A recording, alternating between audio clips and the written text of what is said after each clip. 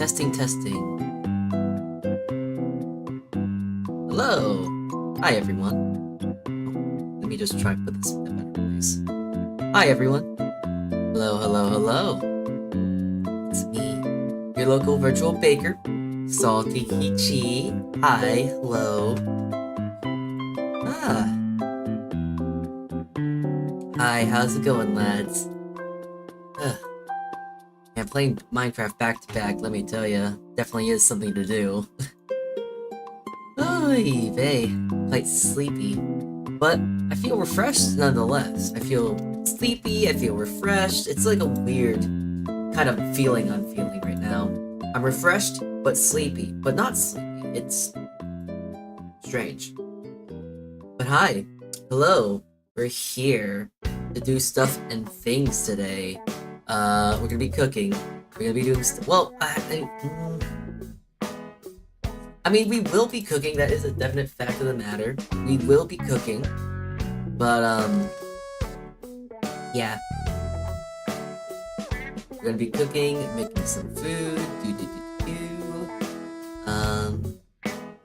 yeah, we're making kimchi today, though. I have to go really quickly find a container, though, because I need a sterile container. This container, I just kind of need a sterile container to make this kimchi. I'll explain it when we get there, but like, yeah, there's a lot of kimchi and such I want to do, need to make.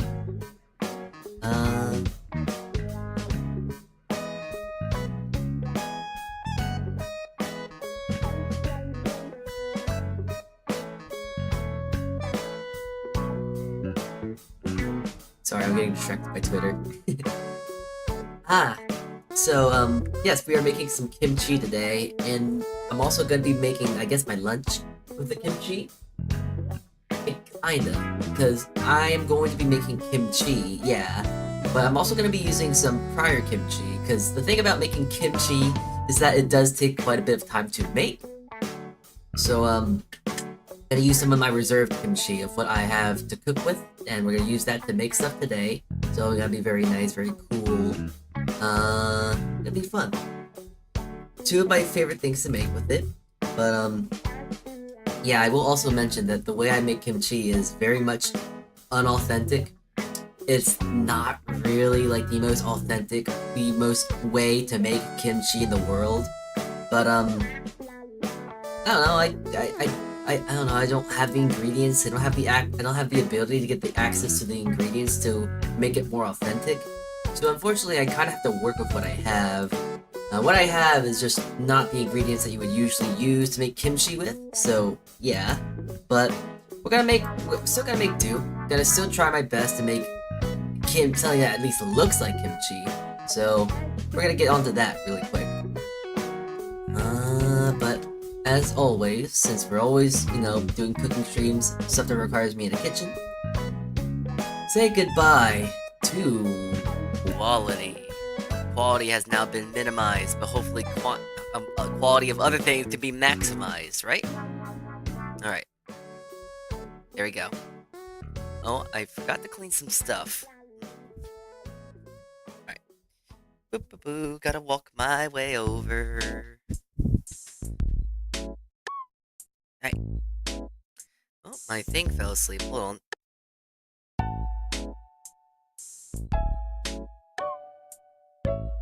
Alright, there we go. That should do.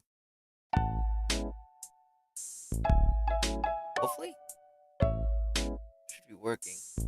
Come on, move, work.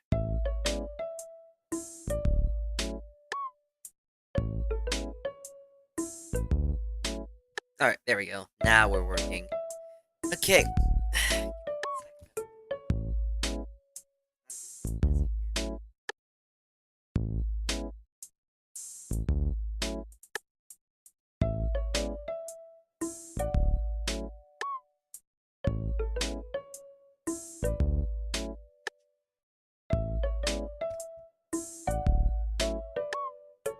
Gonna move this away for now. I had breakfast not that long ago.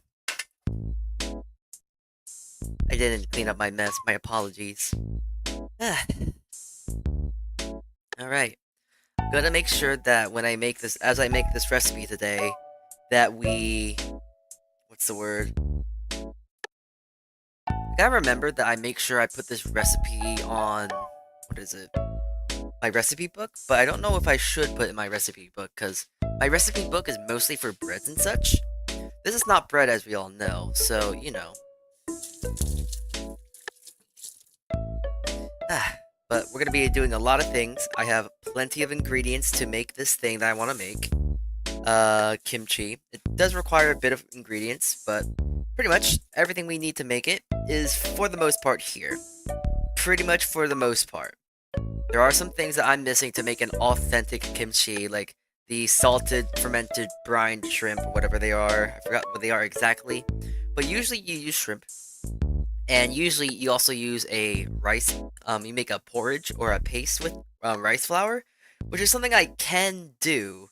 It's just that doing that, making a rice paste and stuff like that, and I feel like it kind of dilutes the flavor. But it's just to make it pasty, so we're just going to use enough gochugaru to kind of make it more pasty enough for us to use. So... And with a flash of lightning, Nugs arrives. Welcome in, Nugs. Hello. Alright. So, I also forgot to just bring out, because, you know, we have all the necessary things for kimchi. Except...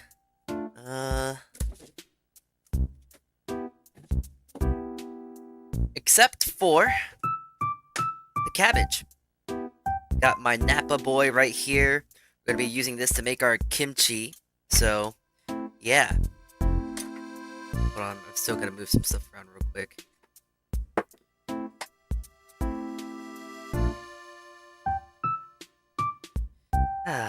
Bone stability. What a myth. What an idea. What an ideology, even. There we go. That should do for now. So, we're gonna make kimchi today. We're gonna make it incorrectly, but we're going to be making it a way that I make it, because it's easy for me. But before I do that, I gotta look for a container real quick. Man, this cable's long. I'm walking all the way to my bedroom at this point.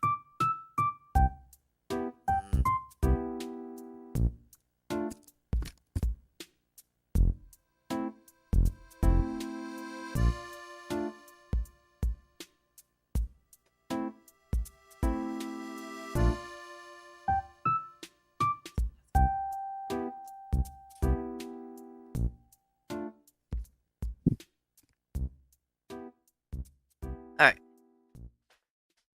Making my way back over.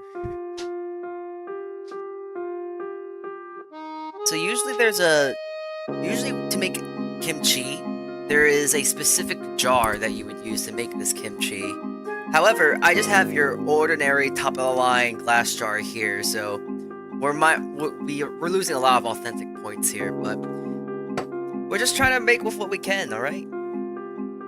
Alright, so we need to make sure how heavy, we need to measure out how heavy this this cabbage is. One of the first things about making kimchi is trying to make sure your salt ratio is correct. Been looking up a lot of stuff online about it, trying to make sure I find the correct ratio. The best ratio I usually find is just using like 2% of what the volume of the Napa cabbage is.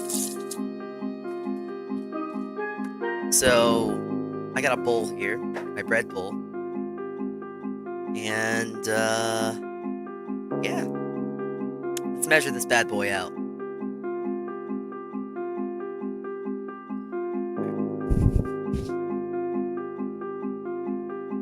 Alright, so this cabbage alone is around 3 pounds. Okay, so 3 pounds to get 2%. That's 2% of 16. 2% of 16 is like 0.1 or something. It's like 1, so that's like an ounce, I think. So I need like 3 ounces, I think. Hold on, let me check real quick. I'm gonna get something. Math. Alright, so first if I'm going to try and convert this into ounces, I need to look at a conversion, so that's 16 times 3. By the way, yep, math stream. This is the math stream now. So, 16 times 3, that's 32. That's around 48, I believe. So that's 48. We're going to round it up to 51. 51 times 0.02. That is 1 ounce. 1 ounce? 1 ounce. I think that's 1 ounce, technically. So, we need about an ounce of salt. Give or take. Okay, so I'm gonna really quickly just move some such away, and let's start by cutting this boy in half. Now there's a way I'm gonna try and do, which is not like, I guess, the normal quote-unquote way of doing it, in my head at least normal, because what I'm doing is I'm gonna cut the bottom here, and I imagine you kind of just, tear it apart. Ooh. It actually looks a lot better like doing it like this. Oh, that's actually a lot nicer. Yeah, I've seen ways of like, oh yeah, you just want to cut the core and then naturally tear it by hand. It actually looks a lot better than if I were to cut it. It looks a lot more like natural. I'm well enough versed in gluten smithing to know what I'm doing, or isn't baking. I trust you're a baker? Well, that's the first step. Well, I'm not well enough. I was not warned that there would be math. Listen, don't worry, we're not doing math anymore. And also, we're not really baking today. We are in the kitchen though, so that's something to look up to, right? I'm doing 2 lies in one stream. We're not baking, and the math, we're already done the math. We're now doing the fun measuring, I suppose. I don't know. Need an ounce of salt, though. Actually, you know what? Hey, Siri. What is 2% of 51 ounces? 1 ounce. Okay, cool. Thank you, Siri. Alright, so that's around half a cup's worth of salt. And I'm just gonna throw the salt onto the cabbage. I'm gonna give it a little bit of water, but I make sure I use like my purified water. I don't want to use what is it? My sink water. There's too much chlorine. It could kill the good bacteria I want for kimchi. Well, you smith in a smithery, you bake in a bakery, you cook in a cookery kitchen. I don't know how you can mess this up. Neither do I. I've made kimchi a few times already, so this should be no problem. Okay. Half a cup of salt for 1 3-pound. And now I'm just gonna dilute it with just a touch of water. Making a very simple brine, and I've seen recipes where you can just kind of do this the day beforehand, which is what I was tempted on doing. But you can also kind of just do it the day of, and you can let it soak for an hour, and that should just do the job just as well. And add more water.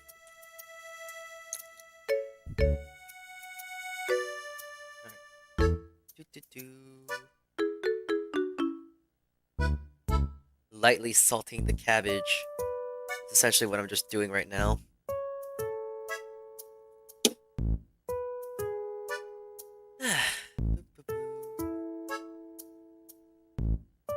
Alright. So now they should be nicely salted. Not gonna try and bruise the lettuce too much, the actual green, or yellow and green in this sense. So I'm just gonna kind of let them soak and sit for a while. We need to let it soak for at least an hour. So I'm gonna set a timer. An hour. And now we can start prepping the other things. So I'm gonna have this to the side. I'm gonna wrap it. Cap it for now. Okay. And now we gotta make the other thing, which is the paste. So as I've already mentioned, you can make this paste without the porridge, which is traditional. You're supposed to use something like that, but I simply just don't feel like it. I don't want to use it, so we're not. All right.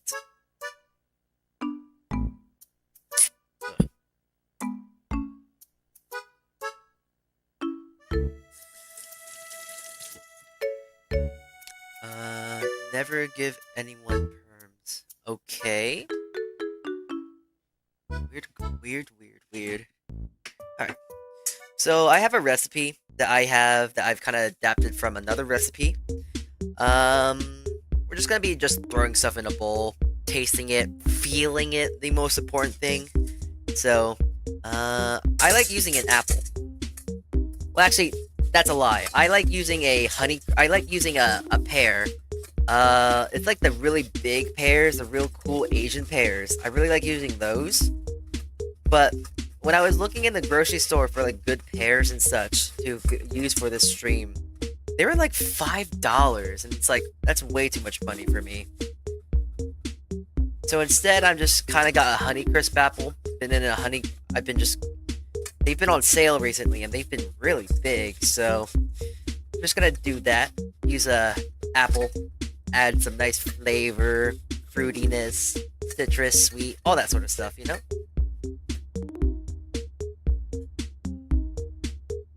I know there is like another way of doing this and like throwing this all in a food processor and just kind of going off that, but I kind of want to just do it by hand. It'll waste enough time, so hopefully we don't have to wait too long. And yeah. Also, I'm not sure how anyone else feels about this, but as you can see, I'm not really peeling this apple. I'm kind of just doing it with the skin on. And that's just because, like, with kimchi and such, well, not kimchi, just like, I guess like fruits and vegetables in general, there's a lot more nutrition and flavor, and for apples specifically, I believe there's a lot more fiber in the skin, so the skin is very beneficial to eat. Yeah, some extra fiber. And for me, I kind of like the idea how healthy kimchi is. So in my head, I try and go all in. I want to try and make this the most nutritious, the most healthy, and most beneficial to like the body as possible. So giving it a bit more fiber than usual is always a +1 in my head.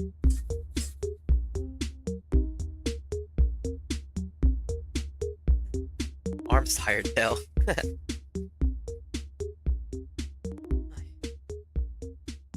Just trying to make sure I don't get too much of the core, or if any of the core.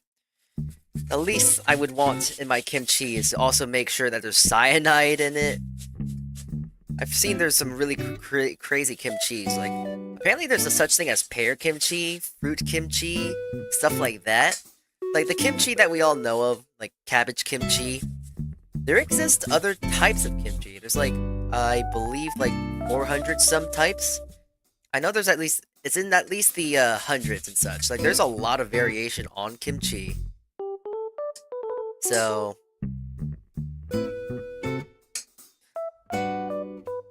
I do want to try to maximize. I mean, not maximize. I do want to try and look. There are a whole bunch of kimchis. Wah, words. Never been good at them. Never tried it before. Well, I think kimchi is almost, I will admit, I believe kimchi is almost like an acquired taste. For some. Got 2 bunches of scallions here, so I'm going to also put this into the paste here. Gotta make sure I clean off my... Actually, I'm not going to clean it off, because I actually got to grate some other things, but... Gotta take my watch off. Actually, move it more up my wrist. Actually, I'll take it off for now.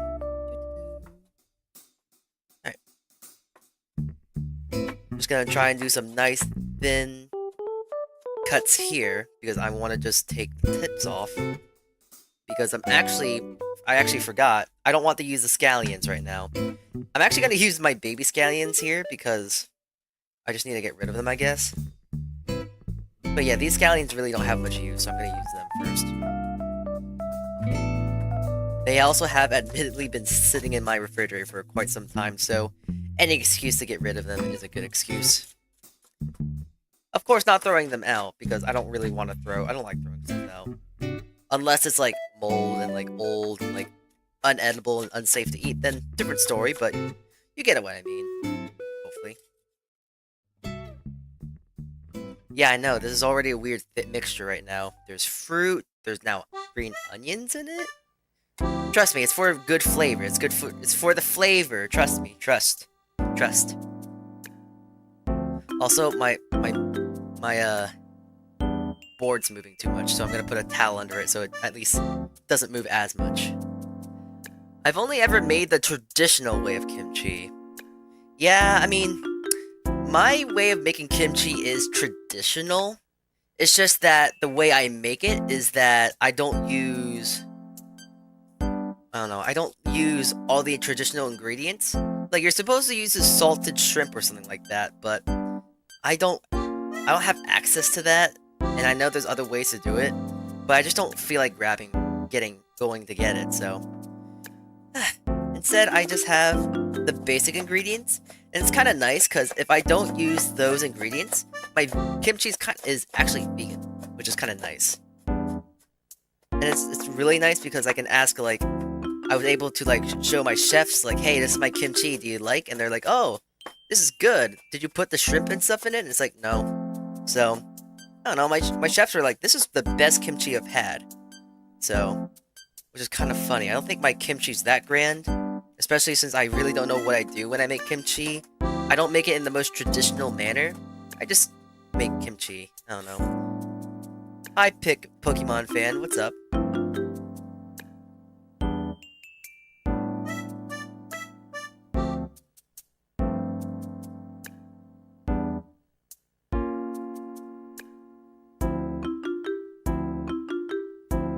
One fell down.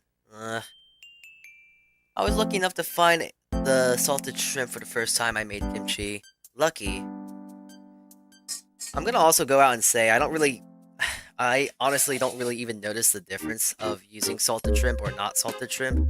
Like, I guess it's more salty, but that's really all I can really get, you know? Alright, I'm looking at chat right now. I'm able to actually cut and look at chat at the same time. I got the skills to pay the bills. That's not even a funny way of saying words. I'm serious about that. I got some skill. Like, I'm looking down right now, and then I'm looking upwards, left, right, and I can still cut, so, look at me go.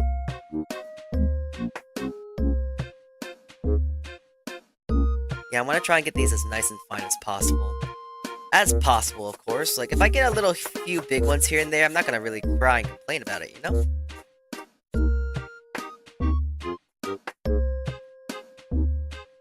I'm not really trying to do this for anyone else. This is all just for me. This kimchi I'm making. So, perfection is not really required for me. As long as it tastes good, that's all that really matters in my head.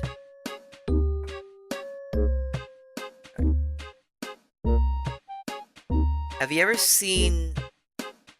I don't know what that is. Lifea? Nope. Never heard of it, never seen it. The recipe I found only uses 1 tablespoon for an entire head of napa. Not sure how much you actually need to taste the shrimp. Like, I imagine the shrimp is really just there to help fermentation and also to add flavor, like umami flavor. Like, you're not gonna directly taste the shrimp, but, you know. She's a shiny hunter too. Oh, that's cool. I'm not really too much into a shiny hunting as I used to be. I don't know, I kind of just do it for fun. Ooh. Alright, so our paste is very much getting there. It's very green. Smells like apples and onions. Very strange. But it gets weirder. So now I'm actually going to add some garnishes. Like, this isn't really for the paste itself, but it's just going to be there in the such to make it look nice. So I'm going to add some batons of scallion because I love green onions. I love green onions so much. Can you help do a vid with me and her? I do not know of you two, so I'm going to say no. I don't really like Oh, shoot. I don't really like doing collabs with people that I don't really know of too much. Like, there's a whole bunch of VTubers that I really would love to collab with. But I also do realize that I probably don't know them too much at all. So, I don't know. I don't know. I'm not really in the mood for collabs right now. With the whole Minecraft server and such, I've been having so much fun just talking to the VTubers I've been wanting to talk to for a while.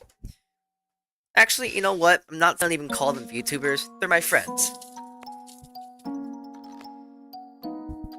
She's as famous as you. I do not care about fame. That doesn't really entice me. In fact, now that you're bringing up, oh, she's as famous as me, I feel like this is some weird roundabout way for clout chasing, and I'm not gonna involve myself in that. I've never been in the numbers game. I've never been in the number game when it comes to Pokemon, never to like content creation. I do it because it's fun. I like content creation. And I'm also gonna shut down your conversation at this point. Stop that. We're not here to talk about collabs. We're here to make kimchi. She's really nice too. I'm sorry, I just don't know of this person. I've never heard of them before. So, I'm not gonna really do anything, so. Okay, fine, sorry. Man, so sassy. I just say no, and you take it offensively. My god! Alright. I'm gonna use this container of gochugaru now. Honestly, I don't think I should have put my scallion in right away. I kind of jumped the gun. But I'm gonna add this, which is like around 60 grams of... 60 grams. 60 grams, okay. 6 ounces, I can read, of gochugaru. So I'm gonna add this entire thing in. Gotta make sure there's no packet in here, too. In all honesty, too, I've kind of just realized an error of my way. I really should have not put in the... I really should have not put in the scallion so quickly. I should have not jumped the gun on that front. But hey, we're already so far into this to where it's like, gotta commit to the bit here. There we go. It's getting nice and pasty. But yeah, I was looking up online and such, and it's like, you don't really need to worry about making the rice porridge, which I'm pretty sure, if we're talking about the authentic way of doing it, you should, if you're trying out for the first time. It makes it easier. But another way of doing it that I've seen online, and I actually kind of like, is that if you just add enough gochugaru, you can make it pasty enough so where you don't need it. So yeah. Ugh. Alright. There's another garnish I'm going to add later, but we'll wait on that front in a moment. I need 2 more ingredients. Some of the more important ingredients. I need to add ginger and garlic. Oh boy, it's gonna be I couldn't find any other garlic, and I know I needed more garlic, and I gotta use these little boys, and it's like, god, I don't like using the small garlics. It's so annoying, but here we go. So I guess this is actually a good time to try and figure out... there is a very quick way to do garlic, like peeling garlic in mass quantity like this. I'm gonna see if it works. It used to work at my school and such, like it used to work there a whole bunch, but... I haven't done it in so long, I'm not sure if it really does work. And when I did do it at school, it was like a smaller quantity batch of things, you know? Alright, so first things first, I'm gonna try and peel away all this parchment off the actual garlic themselves. I'm gonna try only get the big pieces. I'm gonna probably use the small boys for like, stew.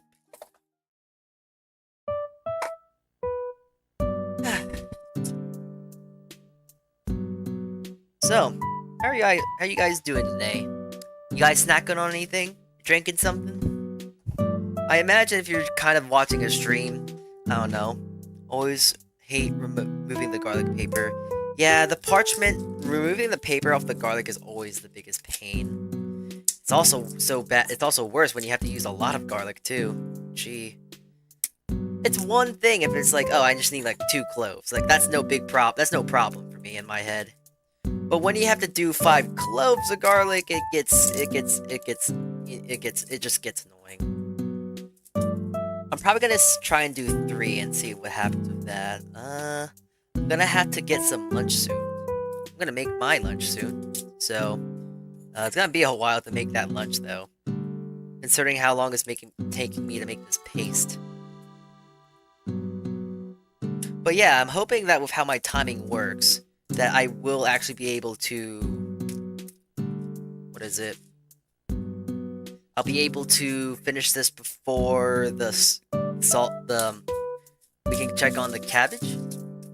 I want to salt it for at least an hour, so I'm gonna wait on that and see what happens. But what you munching on? What you're planning on eating? We're all here. We're all sitting around the campfire. I don't know why I just instinctively went with that, but like, yeah, we're all here. What you munching on? What you eating? What you planning? Any plans for today? Where are you? You know, only the personal questions we gotta ask here. Don't actually tell me where you live. Don't. Stop.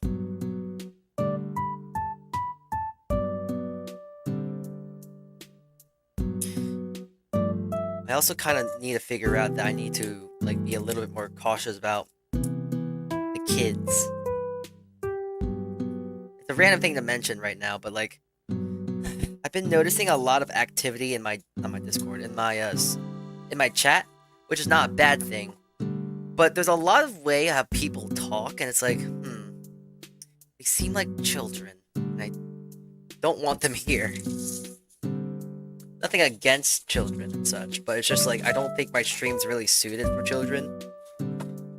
And also, I'm kind of worried about, like, getting my channel, I guess, taken down about that too. So, it's like, hey, although I am trying, in the sense, do this for you, I'm also doing this for me, because I don't want to get... I've been working hard on my channel! Yeah. And then just one bratty kid comes around and it's like, oh, there goes everything I've been doing. So, the numbers on the back of my bank card are, I'll tell you, my bank card is like 555-3362-6789-92255 with 1010-1. Alright, so, anyways, credit cards aside, there is a way to actually get parchment off skin of the garlic really quickly. And you have to have 2 metal bowls. You put them together like this, and then you shake it. Apparently, this takes the paper off a lot more easy, so... I haven't done this in a while. I remember I used to do this in my kitchen, but at my job, we have pre-peeled garlic, so we don't ever have to worry about doing this anymore, but...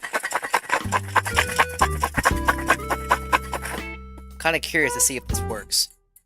Alright, that's 1.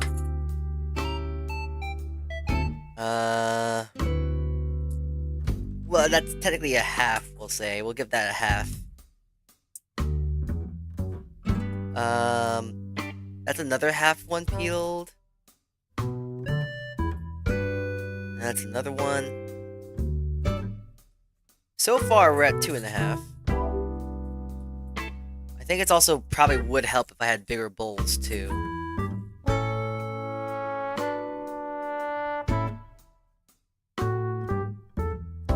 Yeah. I don't exactly know the science or the magic or whatever happens when it comes to, like, shaking a bowl of metal and having garlic clove inside. I don't exactly know the know-how behind it, but apparently there is a way, and also it does work. It probably would help since I'm doing so much garlic if I had a bigger bowl, but, you know. It at least did loosen some of them, so it makes it easier. This is actually a lot of garlic, though. Alright. So I want to make sure that I have the right kind of chat here. How do you guys feel about garlic? You guys like garlic? Do you ever look at a recipe that says like, oh, use 5 cloves of garlic and then you double it to 10? We got garlic lovers in chat. Yeah, no? Be better.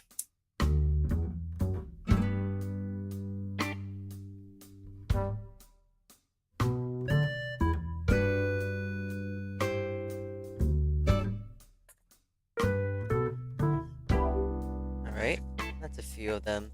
Start shaking the bowls again.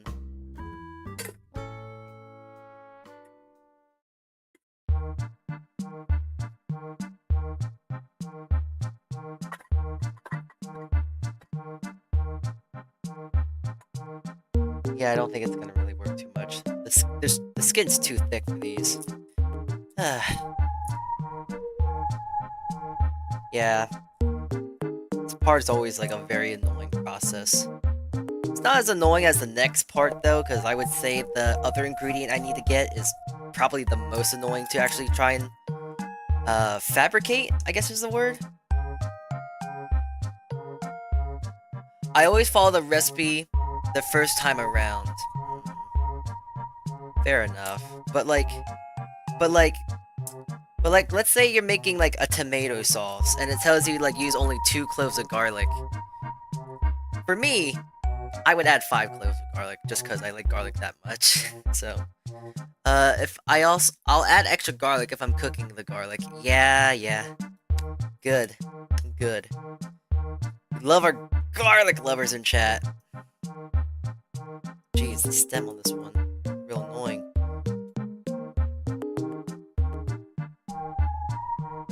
Yep. It's always the butts. Always the butts of them. The funny thing is, I don't really think I need this much garlic. I only need around, like, 80... What's my recipe say? 45 grams of garlic.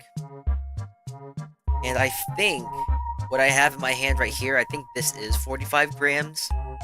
Let me check.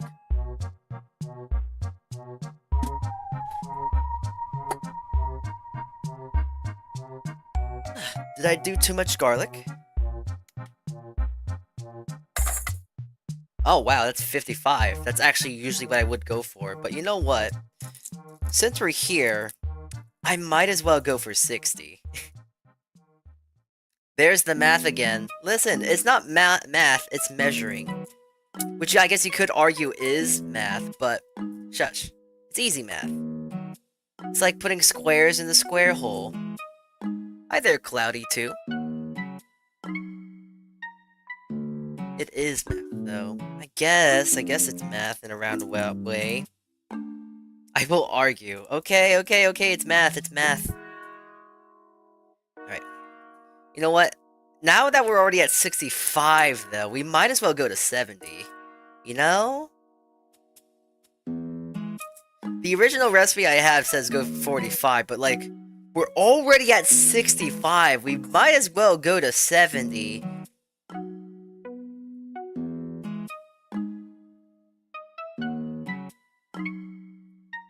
But there is actually a good reason why I'm going high, because the recipe I'm going to use to actually grate all this garlic. No, the way that I'm going to, grate all this garlic, there's going to be a bit of waste at the end. So to make sure I take into account for the amount of waste I might have, I'm trying to be prepping ahead. 72. Alright, there we go.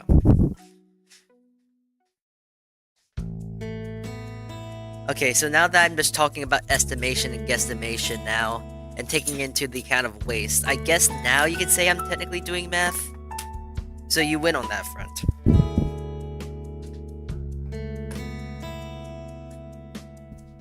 There is also something I should be doing of like, what is it? There's 2 ways of doing this. You can throw all this garlic now that I have into a blender, and then just kind of go with that. Well, I want to make sure that my garlic is a nice fine paste, because if I do that, it'll be a much more intense garlic flavor. So the best way to do that is either making an actual paste by hand or grating it all. And I'm going for the latter, so I'm going to grate it. And I don't really feel like grating my fingers off, as you can see. So this extra bits I'm just going to be throwing into my stock bin, and I'll make it into like a nice veggie stock. Okay, I gotta make sure I only need to get like 30 though. I only need like 35 grams worth, so. Yeah, I'll let you guys have measuring be math. If you can let me have pizza being a sandwich, can we have an equal agreement on that? I let you guys have the ability to call measuring math, and you guys let me have the ability to call pizza a sandwich. I think that makes sense. Hi, Tanny. Hello. Thanks for the hat. We do be cooking, though. Well, actually, is this cooking right now? You could argue that we're not really cooking yet, but we are cooking.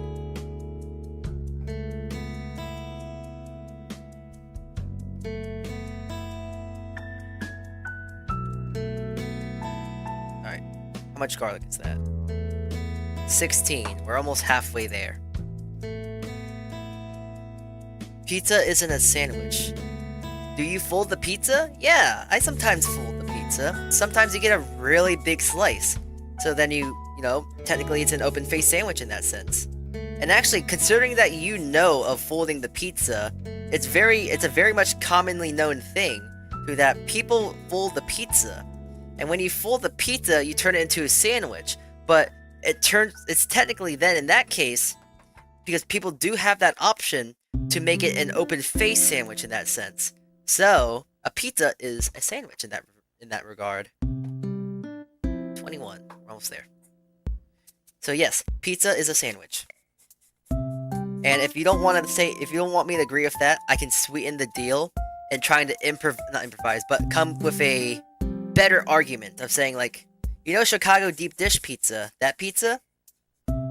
That is technically a sandwich. If anything, that is most likely an open-faced sandwich there. Because you just have stuff on top of bread. That's pretty much what a Chicago deep dish pizza is. And there's no way of denying it. Is it weird I don't fold my pizza? I mean, no. No. I think, if anything, that's kind of the most normal way to eat pizza, folding it. But however, it's also a very common thing for people to fold their pizza. I know my parents do it a lot. So, with that in mind, you know, it can be reasonably assumed that pizza is a sandwich still. Because there are people that it's a commonly done thing, a commonly enough thing to where people fold their pizza to make it easier to eat. And when you fold it, it becomes a sandwich. I rest my case, Your Honor. Would you like to argue on that front? Chicago deep dish is a cake. I mean, I would argue it's not, because usually cakes use a chemical leavener. Most pizzas will use yeast, which is a natural leavener, so I disagree with you on that front. Also, they tend to have an icing, not toppings. And you could argue what's the definition of a topping versus icing, but like, icings tend to be a little bit sweeter. And also, you don't usually cook icings. There are some icings that you can make to where you do cook them, like making an Italian buttercream, but there are some to where you don't. I don't know. I'm glad we're having an intellectual conversation about food. This is great. Love it when we start talking about food.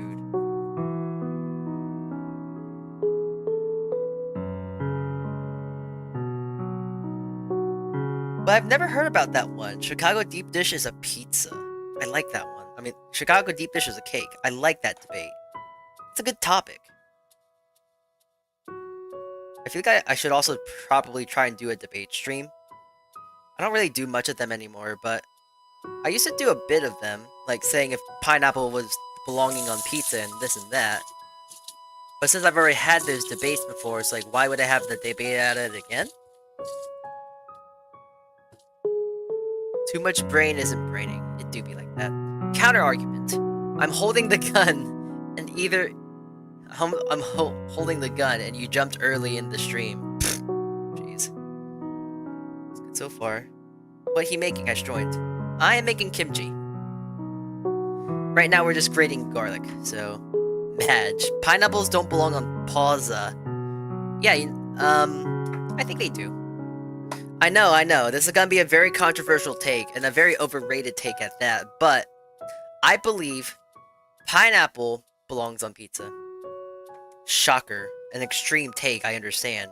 But pineapple does belong on pizza. They don't. They do.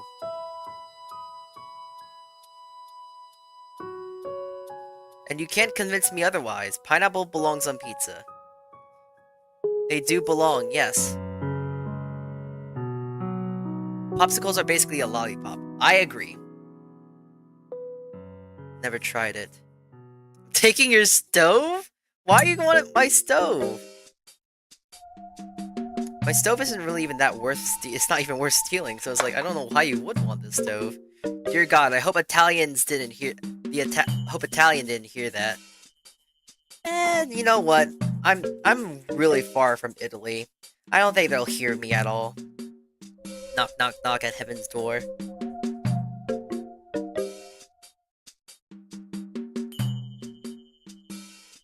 Alright. There we go. 46 grams of garlic grated. I'm a little Italian, I'm chill, and I think it belongs. Might argue about why pineapple belongs on pizza though. It's like, what's a tomato? A fruit. And people's common thing is like, oh, fruit doesn't belong on pizza. Then what about tomatoes? It's not very fair now, is it? I argue that. That usually stumps a lot of people. I mean, here's the thing about pineapples on pizza.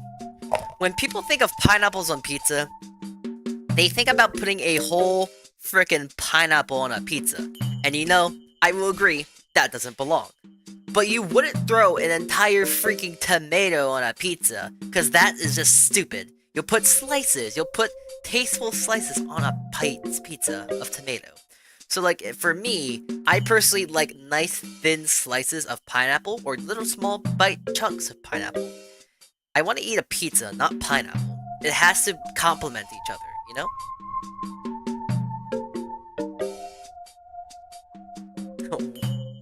Wait, does that mean people are racist against fruit? I mean, that would imply that fruit is a race, though. It's not really a race, it's just kind of a species, if you will. Alright. Putting the garlic in.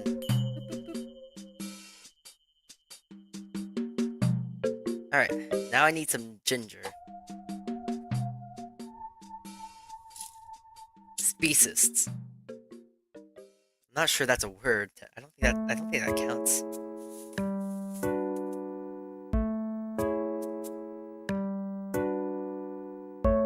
So, ginger.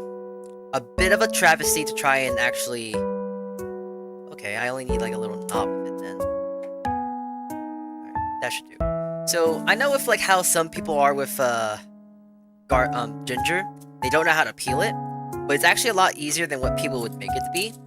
Because peeling ginger is very easy, and I'll show you how to do it. You get a spoon, you get your ginger, just peel it. Just scrapes right off.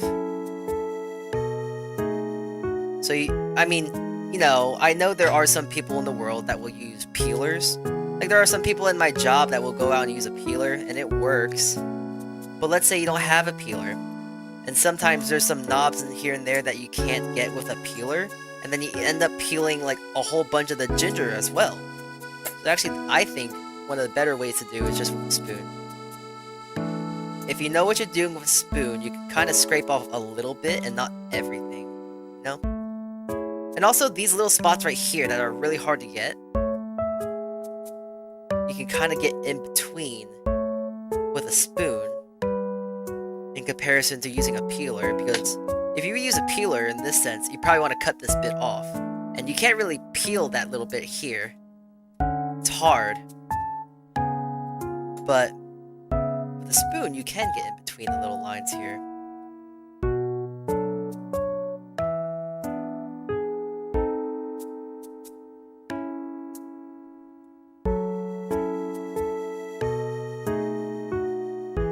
Like carving almost. But yeah, look at that. Just like that, I got the little crevice there. No more skin. I just use the back of my knife, blunt edge. Yeah, that's a way of doing it too. That's actually how I would usually do it at my job. But sometimes using a spoon at home, it's just a whole lot easier.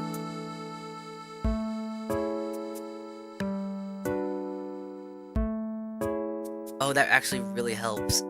It's kind of funny. A lot of people don't know about using a spoon. People don't know about that. And also, you don't have to use a spoon, because the thing is, you can also use, you know, you can also use, it'll be kind of funny, but you can use a fork. A fork does peel it as well. It's just kind of awkward just to do how the fork is kind of shaped. But you can do it with a fork. It's just really awkward. And I'm pretty sure everyone and their mothers have a spoon. So, like, you know, you can do it with a spoon.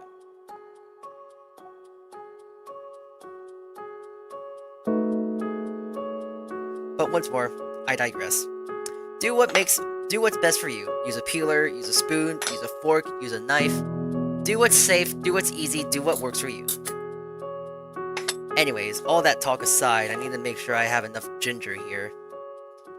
I need at least 35 grams, I think? 35. That's 49. That should be enough. And for this, I'm actually going to be using this grater, because it'll just be easier. Alright.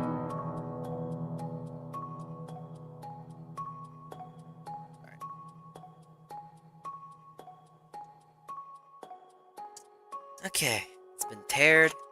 I'm now going to use this grater. It'll be a lot easier.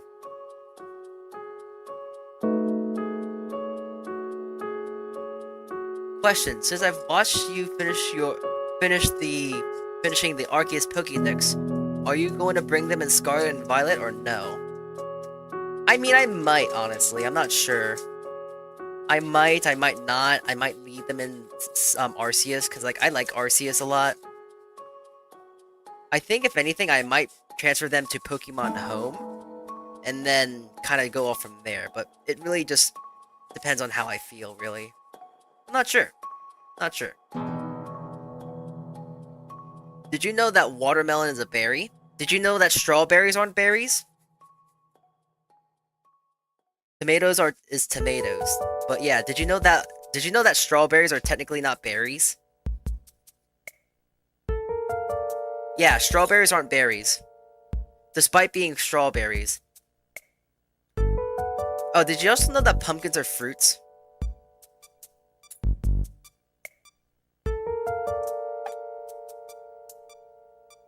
$40, $42. Perfect. Alright. Okay, so now at this point, I pretty much have all my ingredients into the thing. Except, you know what? Here, let me just get this little bit of... Let me get this little bit into the bit here. I already peeled off the little tail here on the ginger root here. Might as well just take a little bit of it and put it in.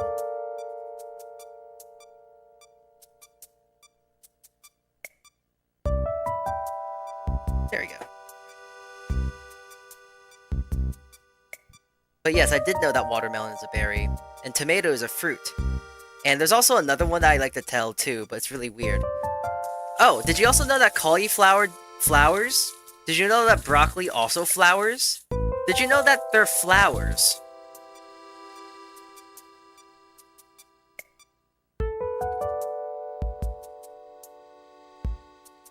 Yeah, cauliflower, broccoli, they're flowers. We eat flowers.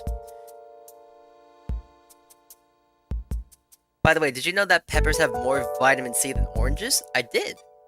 Did you know peppers are considered fruits? That they're considered fruits too?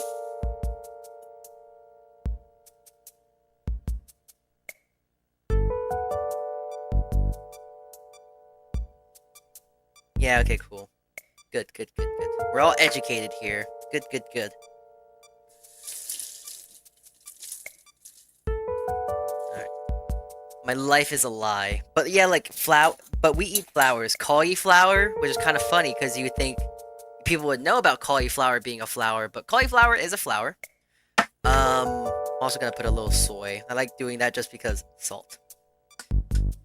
Cauliflower is a flower, broccoli is a flower. Like, if you go online and go search up broccoli flowering, you'll actually see it, like, as a flower. It's kind of funny. It's kind of cool. Let's see. What's another fun thing to say? You could also, I guess you could also technically say that, like, oranges are berries. Well, there's citrus, really. They're more technically a citrus, really, but they are in a roundabout way a fruit. I mean, a berry. Just don't think about it too hard, that's it.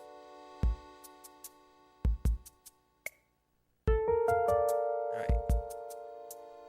Ooh, it smells good. It's always good to wear gloves at this point of the game, when you're just kind of, like, mixing everything together. The red really will dye into your hand, so... Bananas are technically berries. Oh yeah, bananas! Bananas are also berries, you're right. I forgot, that was the one I was thinking about. Bananas are technically berries. Strawberries aren't berries, though. But, a pumpkin, technically, in that sense, is also a berry. A pumpkin's a berry.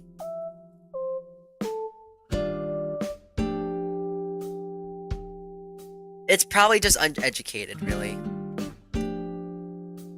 Did you know that pumpkin pie was made in 1621? No, I didn't know that. Did you know mac and cheese was an extremely sought out food, and it was very, very important for people back in the Great Depression? Because it was. Wow.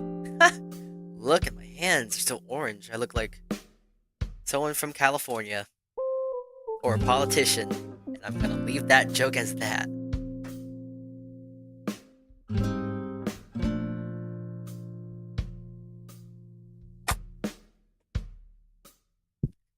That was probably the most political statement I've ever made.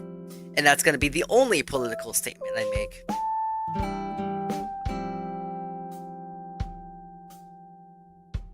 Alright.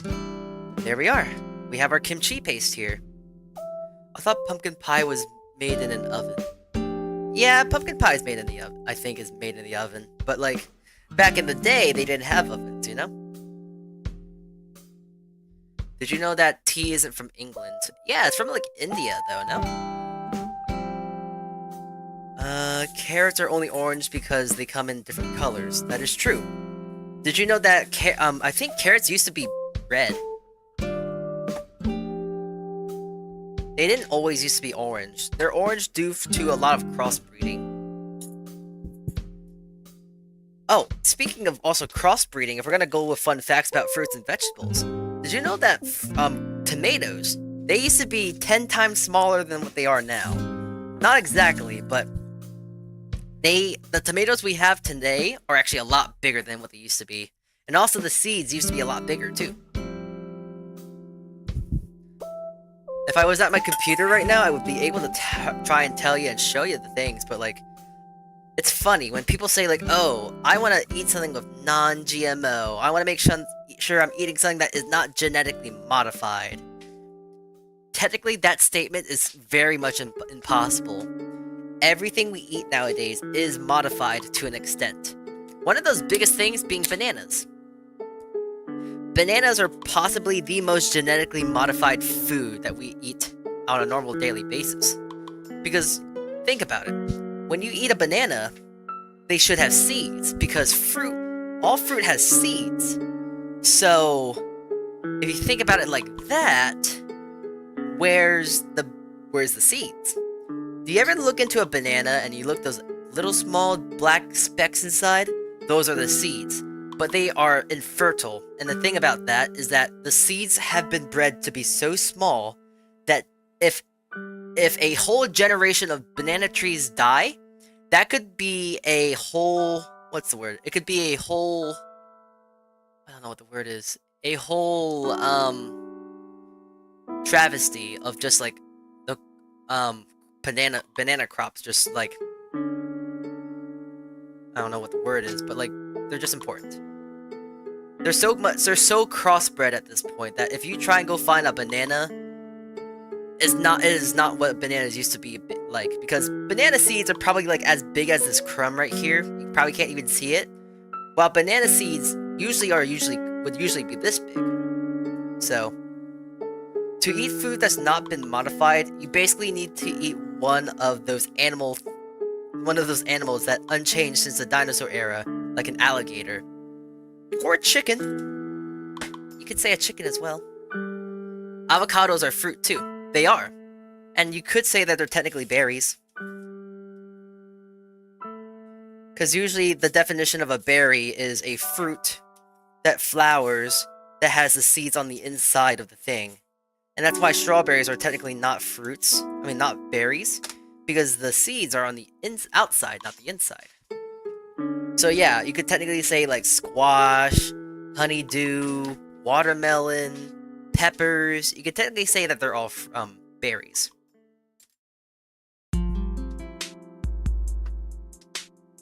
But yeah, not even talking about that's a good point, Shrimpy. Not even talking about food that's been genetically modified, but like cotton, that has been genetically modified. Animals, they have been genetically modified. Look at dogs. There's so many things that have been genetically modified in our time and era to make it easier to consume or to produce or something among that, just for ease of access. And that's just kind of in a roundabout way, it is natural. It just depends on how you do it. So don't worry, I'm gonna be using these. I'm probably gonna pickle this daikon, because that's what I'm adding into this mix now. I'm gonna add some daikon. But this daikon, I'm gonna save, and I'll show you what I'm gonna do with it. But right now, I need to do some nice julienne. So go for this big. Raspberries are a part of the rose family. Yeah. It's kind of weird. Did you know peanuts are kind of... Did you know peanuts? We all know that peanuts are not nuts, but they're more like beans. Peanuts are kind of more like beans than anything else.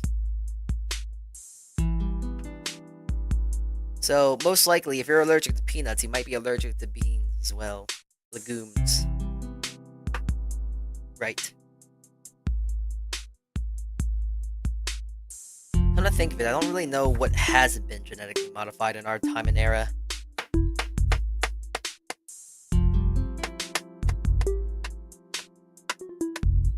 I would say humans, but at this point, yeah, humans are being genetically modified in a way. You could say vaccinations are a sense of genetically modifying. Well, that's not genetically, it's more like immunally, I guess.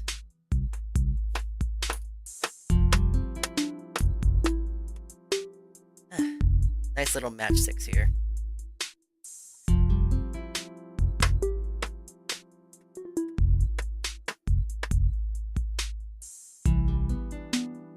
Salty, what is your opinion on one of my friends texting me to say he wants to restart the Soviet Union? I don't know, I imagine that's just a meme. That and trying to restart a whole union, I don't think that's gonna be easy to do. And also with how that part of the world is too. Like, oh boy, good luck. Do not, of course, yeah, above all else, do not. Yeah. Pistachios are drupes rather than a nut. Yeah, that makes sense.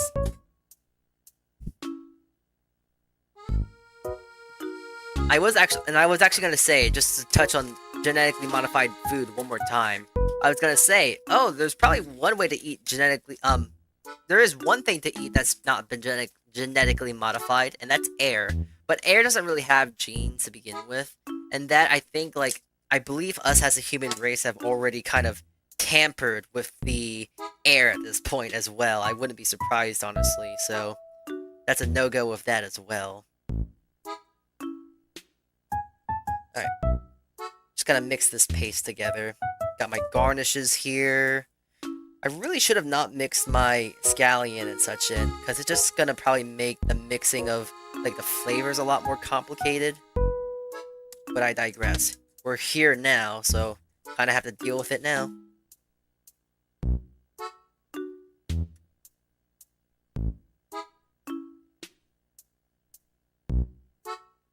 And look at that. The daikon now looks like carrot.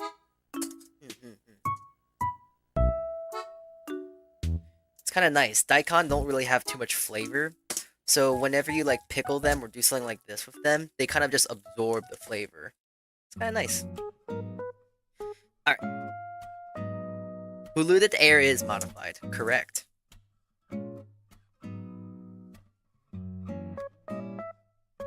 Alright.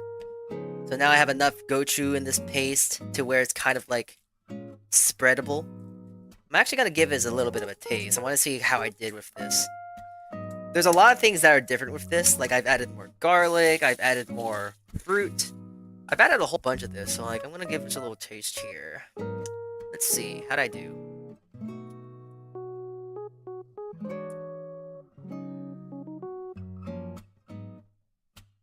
Sweet, sour, spicy. It has a lot going on, really. There's a lot of ginger spicy, like the little bite from ginger when you eat ginger raw. There's a lot going on, but it's good. Very tasty.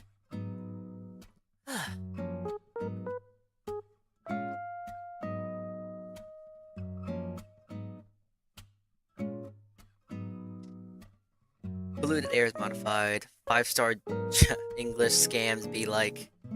He literally sent me the building plans for the tables of authority.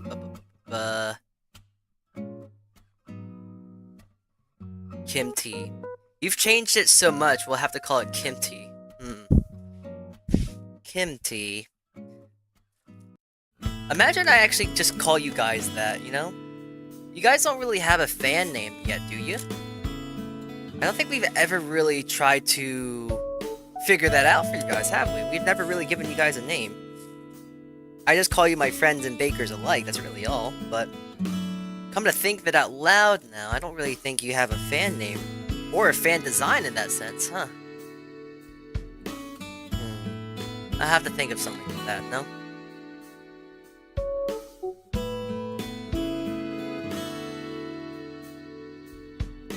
There should be more water in cucumbers than, there's more water in cucumbers than watermelon?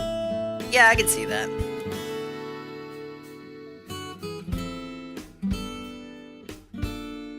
Oh, I gotta wash my grater. Alright. Alright, I guess the thing I'm gonna do now is just show you what I can do with all my waste I have. The waste being a whole bunch of garlic and a whole bunch of my daikon here. But something I like to do with my daikon, and especially with this dirty container that has all this garlic and ginger paste inside, I'm actually going to reuse that paste. Reuse this for flavor, and I'm going to be getting some rice wine vinegar. Glug, glug, glug, glug, glug.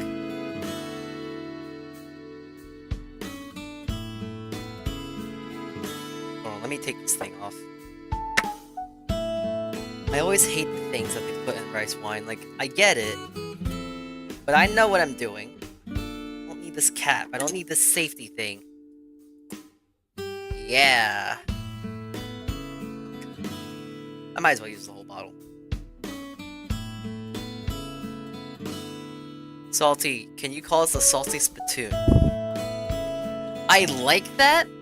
That's actually kind of cute, but I'm not so sure how I feel about the salty spittoon. It's really cute though. Maybe.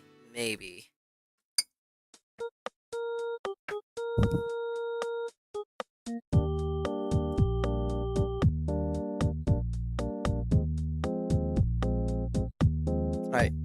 So now I have equal parts of water and vinegar in there. I'm gonna get a bigger container. I'm gonna now put just a nice small pinch, a nice healthy pinch of sugar, and I'm gonna put a few bits of salt in there as well. I'm also gonna add some crushed garlic in there. Actually, no, there's already so much garlic that I don't really want to worry about too much. But now I'm going to just kind of haphazardly cut this daikon. The more bigger the chunks, the chunkier the chunks look, the more rustic it looks. I'm trying to go for like a nice rustic sort of cut here. Nothing fancy, of course. Just really poorly cut is what I'm trying to go for.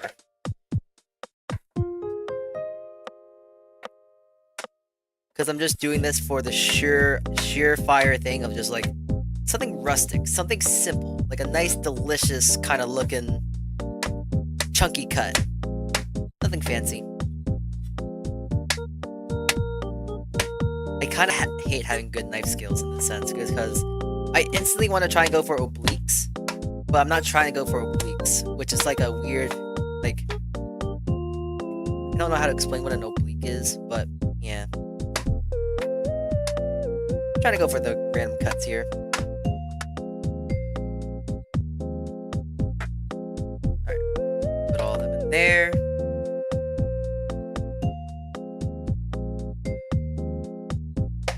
Get a bay leaf, because I have some.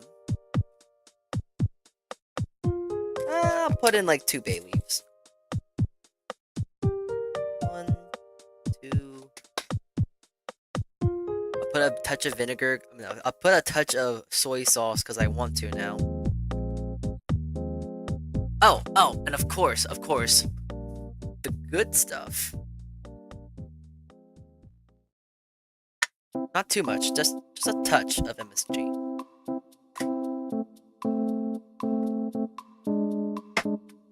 And now I just kind of put this over this. And there we go. Pickled daikon, just like that. But also I want to make sure I get the top of that daikon because, you know, there's going to be some stuff that float around. So the best way to actually do that is getting a paper towel and then pressing it down on top so it actually soaks the top of this and make sure that everything is completely submerged in the pickling. So not only did I now just kind of clean up my one container with all that vinegar and such, I also added flavor. I have some nice daikon, pickled daikon now.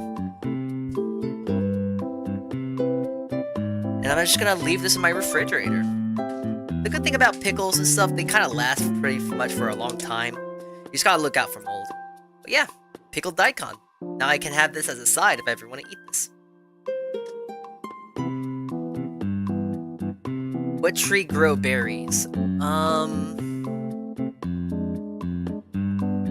What trees grow? I mean, you could technically say lemons.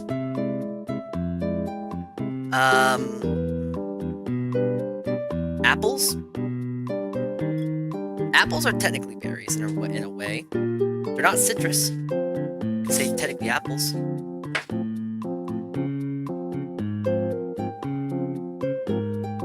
Oh yeah, bananas. Yeah, bananas are one too. Alright. Just like most things, it's always good to label your food, just so you know how old it is, right? Today's the 6th, right? What's today?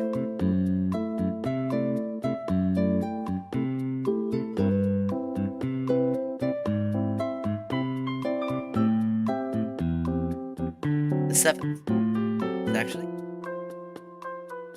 Oh, okay, cool, it is. Thank you.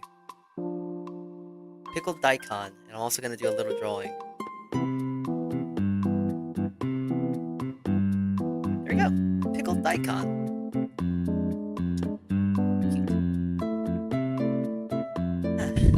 Leave that in my refrigerator. Just don't know what shelf to put it on.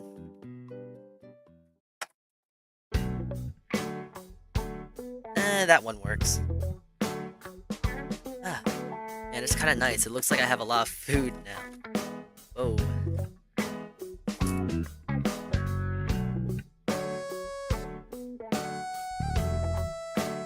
Yeah, perfect.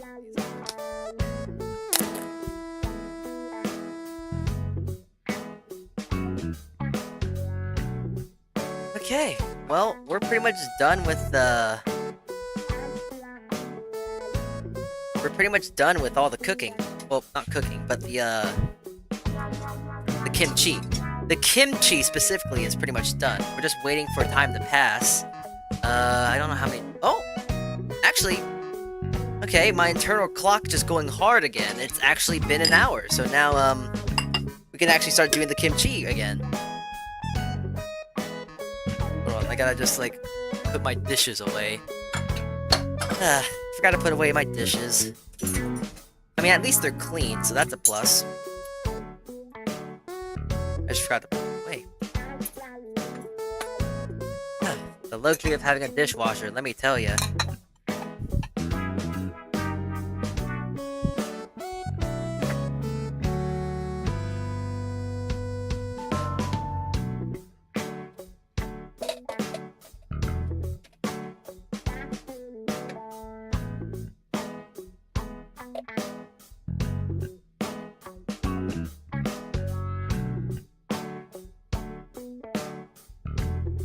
Okay, so anyways, it's been an hour. So I'm gonna put this right here. And I'm gonna put gloves on for hopefully the last time. Alright.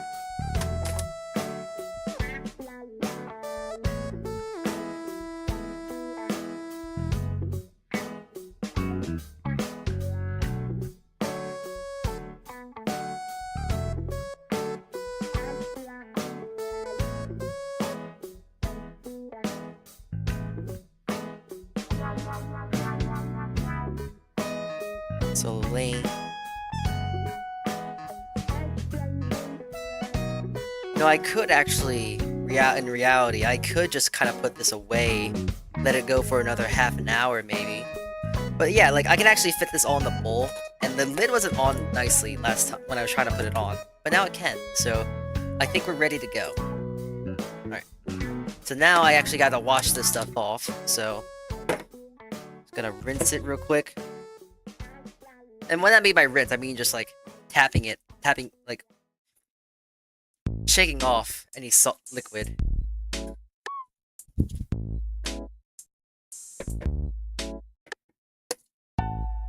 And now this is kind of the important thing when it comes to making kimchi. And hopefully I'm not going to use this bowl. I'm actually going to use my container. This is kind of the most surgical part. It's kind of the most important part. But also the most dirty. So actually I am going to use this bowl. But now within each layer, I have to make sure I put this paste in.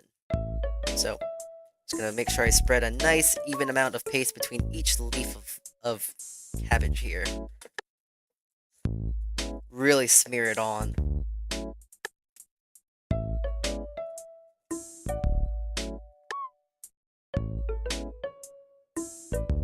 Just to make sure that I can maximize the best flavor possible, you know. And also just to make sure that there's a little bit of flavor between each leaf.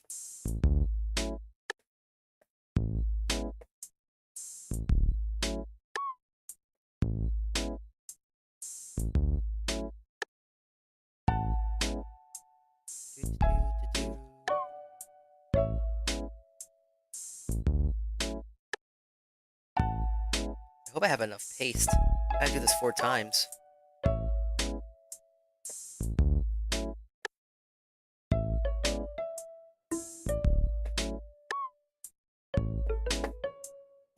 I'll be trying to be very thorough.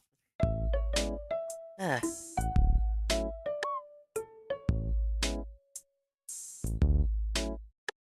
It looks delicious, by the way. Thank you. It smells actually really good. With how much I can smell of the garlic and the ginger and all this other sort of such, the flavor, you can really smell it. It's very aromatic. It's quite nice.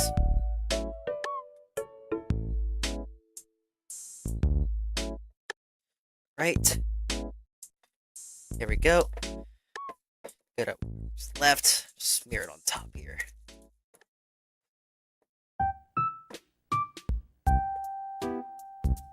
Put a little bit on the top leaf. And now the best way to actually kind of wrap it, if I remember, it's like you fold this on top, you get the top leaf, you kind of wrap it around, and then you do something like this.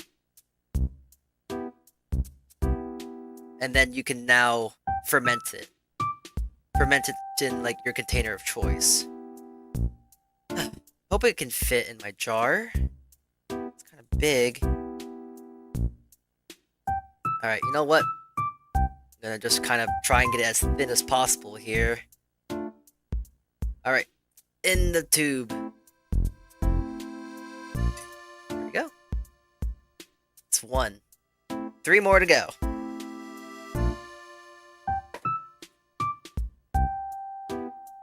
I feel like I should have this more on screen so you can see the jar, but there it is. There's the jar. Alright, gotta rinse and repeat for pretty much the same bits here.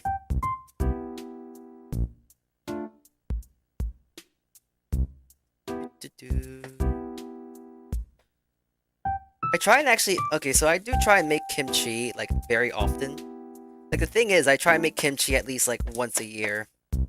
Because that's usually how long kimchi can last for me. That and just, like, kimchi, it does get better with time. It's like wine. Just every month, you gotta just check on it so that nothing's growing on it, like mold or, I guess, parasites even. Which I haven't experienced yet, so, yippee.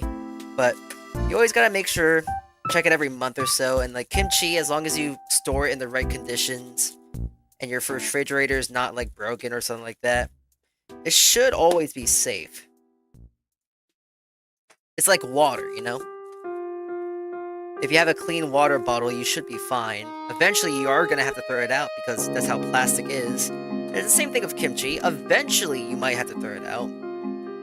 But as long as you take care and eat it all within a year, you should be fine. Alright. Another one goes in the hole.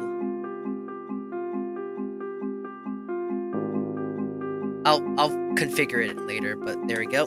Second one in. Actually, I'll worry about it later. Okay. Spread it on this leaf. Making sure I get all this paste. I know if I ever do in the future have kids, I'm not sure if I will, but if I ever do have kids in the future, I want to make sure that I try and make this a tradition. You know, making kimchi. I think it's a fun thing. This is something fun, like kids I would think would like to do. It's messy, it's fun, there's a lot of colors. I think this would be a very fun, like, family activity. Like, Dad, I want to make kimchi, or something like that. Be like a Chinese New Year thing, yeah?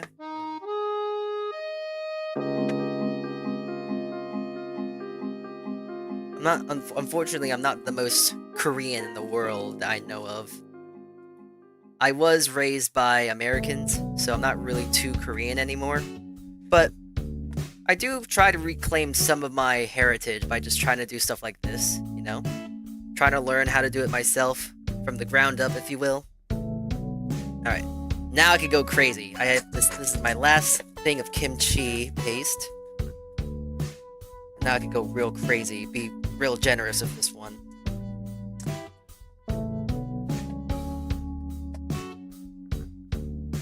Also, I should actually mention that because it makes it. I just kind of accidentally made it sound like, oh man, my parents didn't teach me anything about my heritage. I love them. They also just didn't know much about it. And when I was young, I didn't really worry about it. So, like,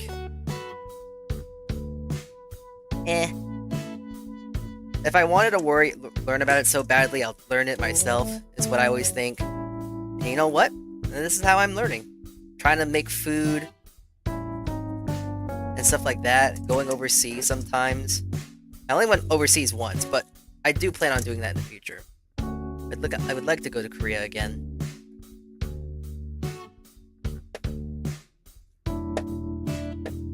Oh, random thing, just thinking about kimchi. I believe it's a thing, this is what I was told when I was on my trip in Korea, that the better kimchi that a woman can, it's kind of a sexist thing, but, The better kimchi, if your wife can make a good kimchi, that means they're a good wife in Korea. I'm not sure how authentic or true that is, but that's what I've been told because I took a kimchi class. And essentially it was like, oh yeah, it says like if your wife can make good kimchi, she's a good wife. By the way, the people that were saying this were also women, so I'm not sure if that's a good thing or bad thing. Thank you for the follow. I can't see your name from my screen, but thank you for the follow. Thank you, thank you. Alright.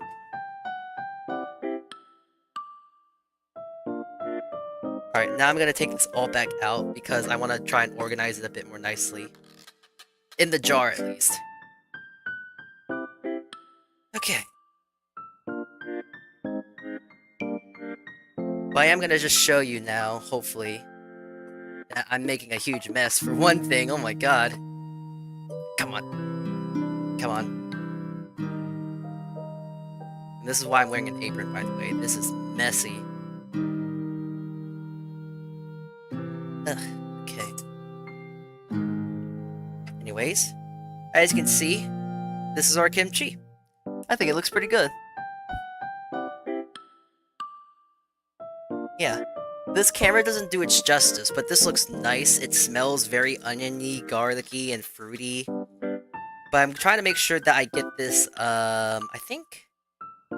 because this is the inside. I want to make it inside down, so the most flavor can actually get into the leaves. Or it's like, the outside in. I don't remember, so I'm going to try and do this again. Throwing it all in, so that I can all fit, at least on the bottom here. The more packed down, I believe the better flavor will actually be. Because then the juices will actually... all this flavor and such is going to be squeezing out the napa, the waters and napa cabbage. And that will be making it into a brine, which will help flavor this too.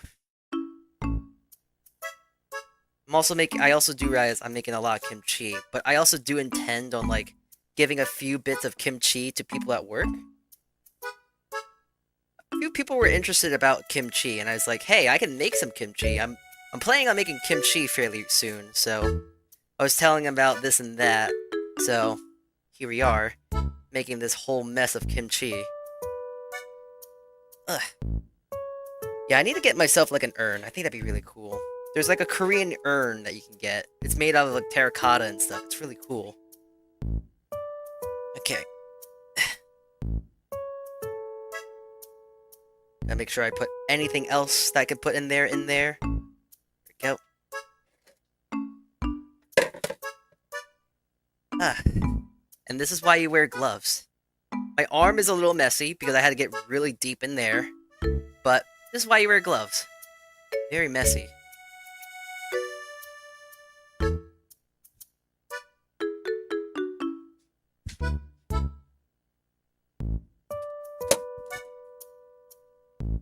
What part of Korean culture would you consider your favorite?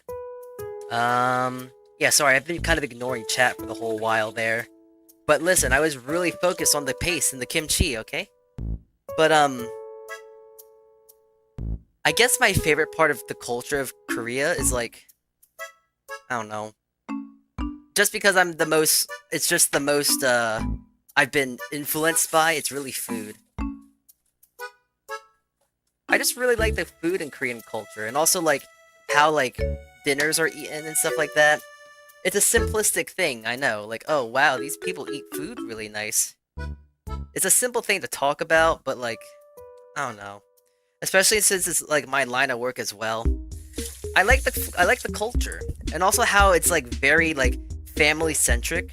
Because a lot of Korean food, there is, in America, for instance, or, I guess Western ideas.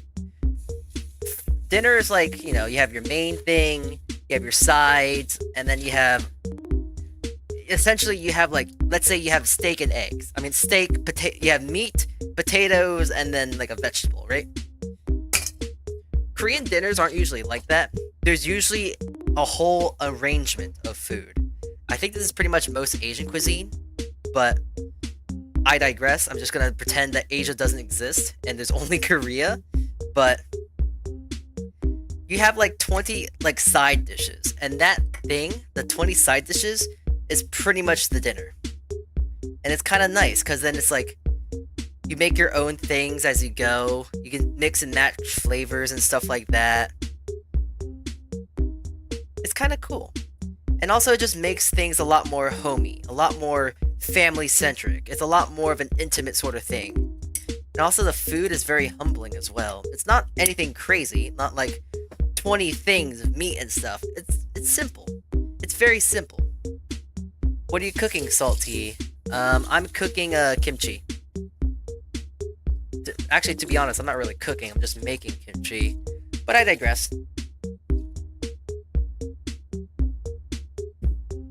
Okay, gotta clean up this area though. Gotta clean it really good.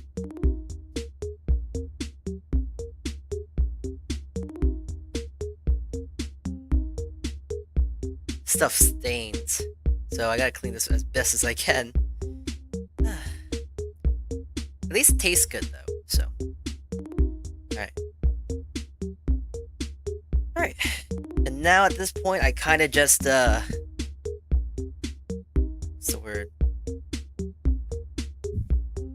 I kinda am just gonna let this sit in room temp for at least 3 to 5 days. 1 to 5 days, depending on how you feel about it.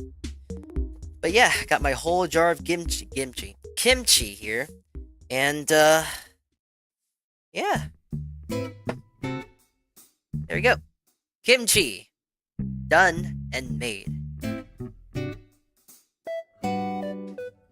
Gabriel the prostate of hate. Oh, you talk about Overkill. I've been looking into that game. I want to play it, but I think that game might be a bit too technical for me. Oh, jeez, my floor is a mess. Okay, I gotta go on the floor real quick. Ah.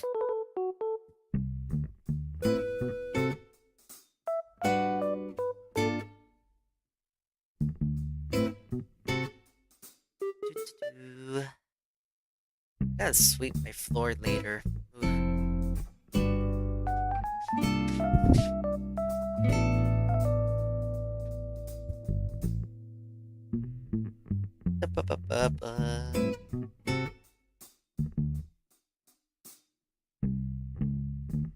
Alright. There we go. My kitchen is, for the most part, clean. I'm gonna just move the kimchi real quick, and then we're actually going to be doing a little bit of cooking, because I did say that we're gonna do a bit of cooking. It's not just kimchi making, but it's also I want to show you what I would usually use to make kimchi. What I use my kimchi to make. Usually I make my kimchi and I use it for 2 other things. Well, I usually only use kimchi for 2 things. I usually eat it straight up as is, or I make fried rice with it. So here, I gotta actually clean my stuff real quick. Hold on.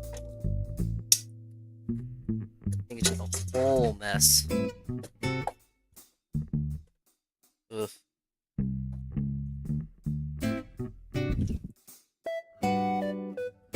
Oh.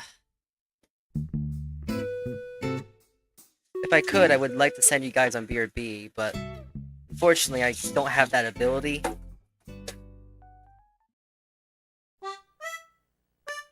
Not yet, at least.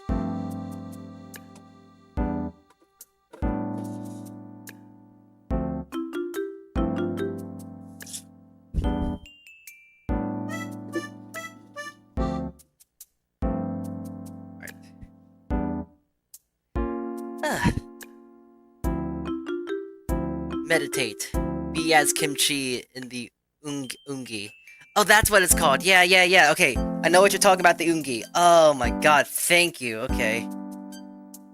I was trying to think this entire time, like, oh, what's that thing called for the kimchi? It's the ungi, I think, yeah?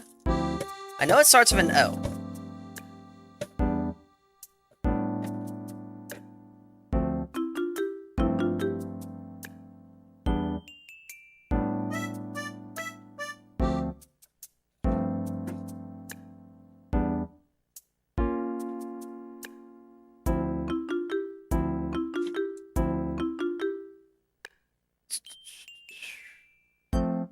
Okay.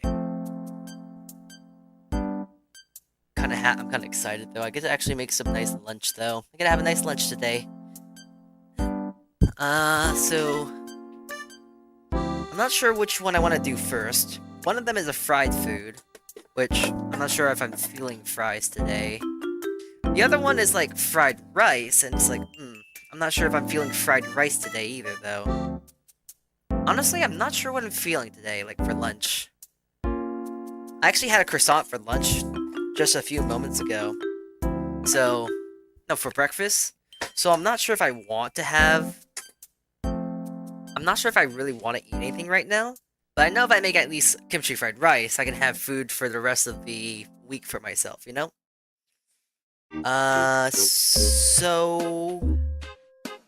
let's make that. Let's make fried rice. And if I feel like making anything else, then we will. So, we're making a kimchi fried rice. I like using the following things. I like myself... well, obviously rice. That's kind of a given, though.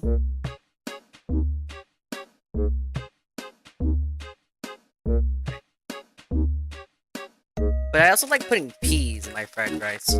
As, like, most things I know, but... most things... I don't know most things. Most, what is it? Most fried rices do have peas, carrots, and all the whole works and such like that. But I kind of just like having just peas and another ingredient. I like, where is it? I also like putting in... Spam. So I have a little can of Spam here. I'm gonna use some of this for my kimchi as well. Oh. You know, it really has taken me a while to come around on Spam. I thought Spam was like this weird, like, thing. Like, I never knew how I really felt about Spam. But now I kind of feel okay about it. It's not the worst thing in the world. And actually, I come to really like it. It's a lot like... it's a lot like, pork roll. I'm not sure if anyone has ever tried pork roll. I hear it's like an East Coast thing, I believe. But pork roll is really good. I love pork roll. Used to eat it all the time as a kid. So, it's nostalgic for me. There's a bit of nostalgia factor. That, it just does taste good, so. I enjoyed some fried Spam with a little bit of mustard on the sandwich. Yeah, that sounds really good. It's simple, it's simple and it's delicious. And also, I don't believe it's very processed, so it's kind of healthier to eat. Not extremely, but healthier, you know?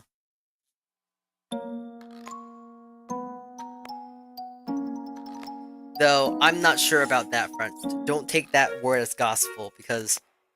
I don't know. Cooked/fried Spam is really good. Spam is a mix of spice and ham. Is it actually? I don't know. I'm just wrapping my boy tight here, though. I get to make some nice sandwiches in the future, but... I'm just gonna get the Spam here. And I'm just gonna do some dices real quick. And then just make a real simple, quick dice.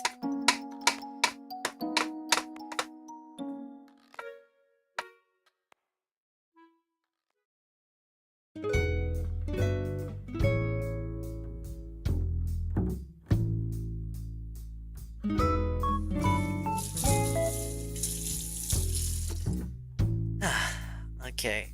I need a few more things, but I need one more ingredient for my fried rice. My kimchi fried rice.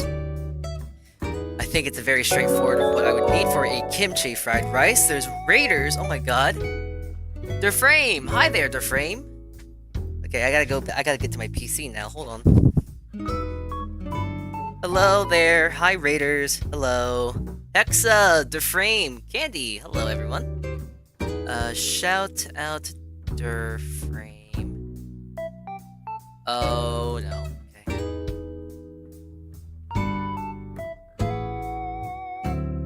Shout out frame.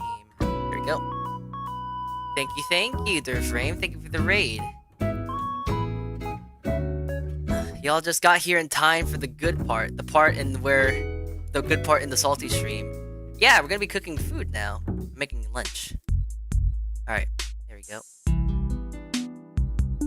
Hi everyone, welcome in. Let me just really quickly move back. So, hi. Hello. It's me, the local virtual baker, but we're not baking today. We're cooking today nonetheless. Welcome in everyone. Okay, I am making some kimchi fried rice. So I'm making it in a way that I think is very respectful, I believe. So day-old rice, of course. I got some spam. I got some peas. I actually gotta get some gloves on real quick because I need 2 more ingredients. One of them is garlic, because of course you always need garlic. Oh, of course. Bean sprouts as well, of course. Delicious. Ooh, a bit of spinach would go nice too. And, oh, there it is. Kimchi! So I'm gonna put all of this into my fried rice right now. Salty kimchi. Hi, Chuya, hello. No beef slices? Yeah, no beef. We're using pork. We're using spam ham. So, have mercy, I just ate. There is no mercy. You get to feel hungry again. No mercy, only hungry.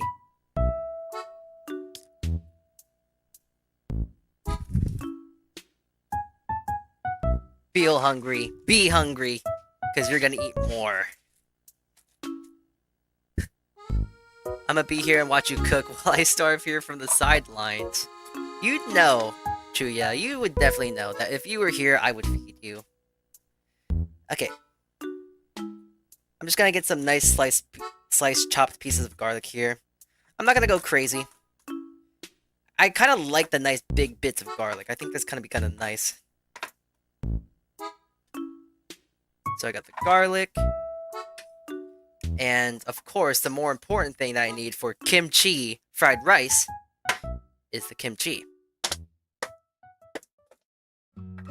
Which is kind of funny, because this kimchi, I think I might use the rest of it. This is my oldest kimchi I've had. And it's like, I don't know, I think it's probably like 2 years old. It still tastes good. It's probably the best kimchi I've had. So, I'm gonna use this last bit of kimchi to make my kimchi fried rice. And of course, to make the best kind of fried rice, we need a wok. Of course, a wok. You can only cook fried rice in a wok, no exceptions. So I'm gonna actually just really quickly put my spinach into here, to another container for now. And I'm just gonna start by taking out my kimchi here. And just giving it a quick chop. Chop.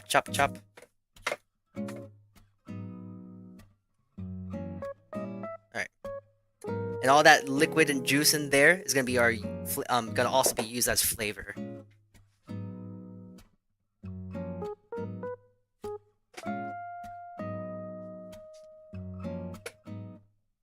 Take all this.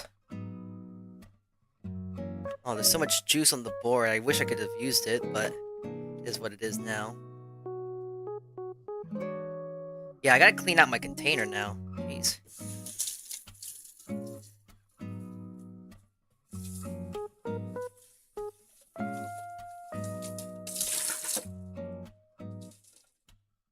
Now the funny thing is, now that I have an empty kimchi container, I actually have more kimchi in my refrigerator that I need to get rid of. Well, not get rid of, but transfer at least. Alright, move that to the side. I'm gonna move my board for a moment here.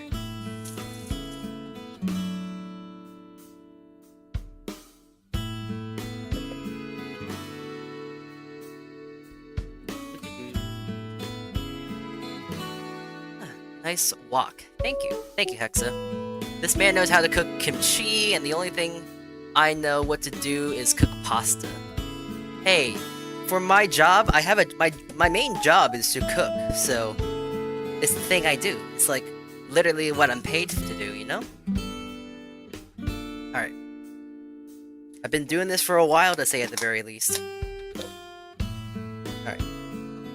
But anyway, around that, I'm gonna put my newer / older kimchi that's been aging a lot longer in the old container. I already rinsed it out and washed it, so it's fine. But I'm still wearing a glove to keep it sanitary and sterile above all else.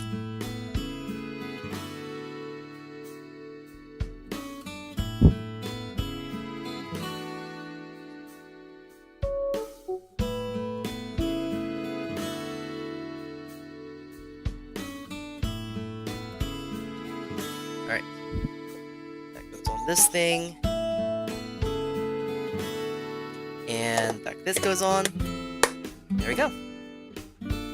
I actually should get another one of these containers, especially since now I have all of that kimchi marinating for now. So I got more kimchi to, like, worry about soon. Oh yeah, since the raiders just got here, let me actually go get the new kimchi batch I've made so I can show you it. Show and tell, show and tell.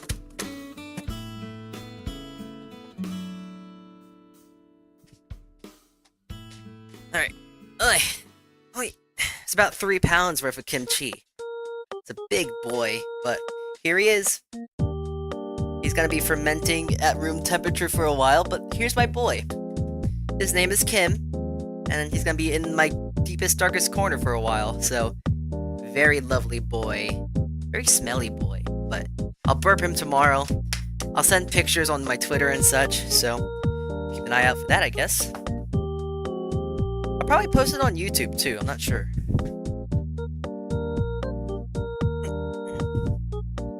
Anyways, that's pretty much all the ingredients you need for kimchi fried rice. Garlic, of course, spinach is nice, bean sprouts are always nice to put on. Bean sprouts are always nice, underutilized. And also, I'm gonna be really lazy. I know you're supposed to clean them and all this and that, but I simply just don't feel like it. I know they'll probably have a weird, stinky flavor, but, you know, I don't care. I always cook my bean sprouts kind of like that, so it doesn't really affect me. It doesn't hurt me. Never gotten sick from it, so, you know. Okay. Hey, happy... Oh, someone's birthday? When AFK to eat my birthday cake and I'm suddenly in a different realm. Happy birthday! Happy birthday, Full Art. It's tomorrow, but I can't really celebrate it tomorrow, but thank you. Well, happy early birthday. Alright. I'm not sure if you would like this for your birthday meal, but hello. And I'm going to be making some kimchi fried rice. So I can give you a little bit. I wish I could, but I could give you a little bit for your, like, birthday meal, I guess. I don't know. Okay, kimchi fried rice.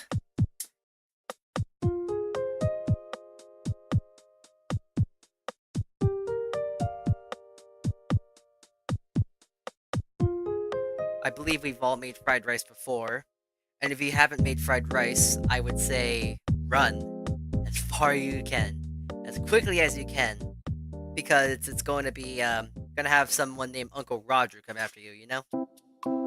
Anyways, I already had Greek food for my birthday. Don't worry, Lamel. Yeah, are you gonna share some cake? No, I'm kidding. That's a silly thing to say. Like, oh yeah, it's your birthday. Happy birthday to you. Now where's your cake? Give it. Give us your cake. Alright. I can't cook because I've never made any rice. In fact, I've never cooked anything more complex than an omelet. I mean, omelets aren't hard to make, but they're not necessarily easy either. Right. Oil in a pan. Here we are. Oil in, and we're we're gonna put in our Spam and peas. We're also gonna throw in our garlic.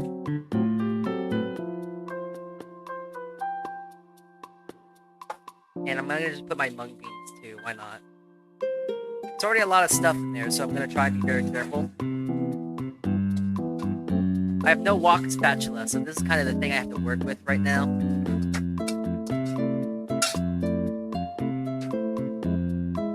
It's the only thing I have right now.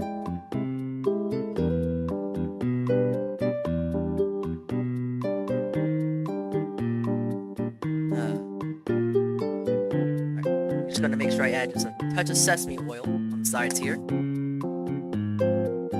Adds nice flavor and a bit of nuttiness. It also kind of makes it a more smoky flavor since it has a lower smoke point. It burns in a way, but also I'm trying to make sure I don't burn it to like where it tastes burnt.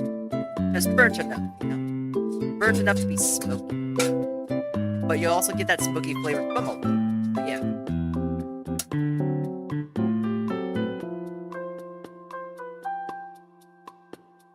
Nice tossing. I need to practice that myself. Thank you.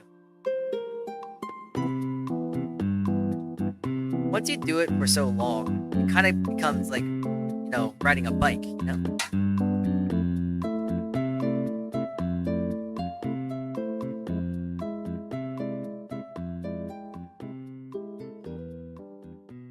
How long have you been cooking for?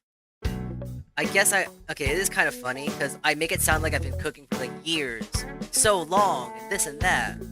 But to be honest, I've only been cooking for professionally. I've been cooking for like only like 2 or 3 years. Not really too long, in the grand scheme of it all.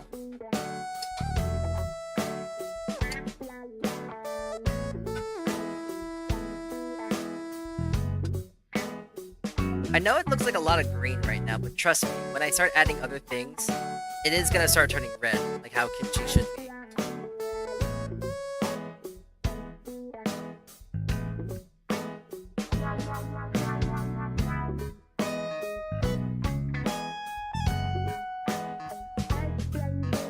Oh, and I'm also forgetting something that's very important for kimchi. Well, not kimchi, just fried rice. Like, this is how you make good fried rice.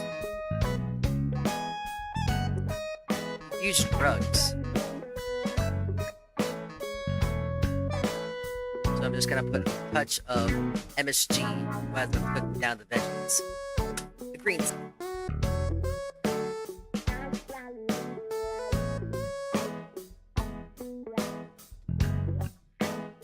Nope. Yeah, but I've only been cooking for around 3 years professionally. Not sure how much. I don't know where it's taking me so far. Let me tell you, cooking professionally is quite chaotic at times, but it is fun. I do like it. I am a baker for a reason, you know?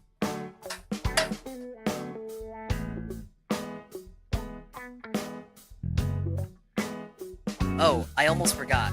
Something that's very important for fried rice. Although it would technically be a different kind of fried rice, but I need egg. Egg fried rice.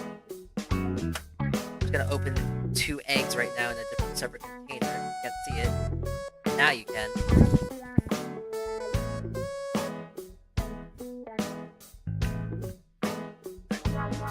I'm gonna take out my boys here. Just start kind of scrambling them. You know, scrambling eggs. Oh, shoot. Split.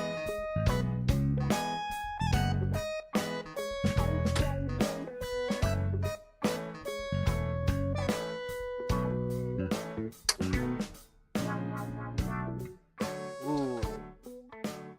Everything's now actually starting to sear a little bit. And like, ooh, there's just a whole smell, a whole waft of just like good scent.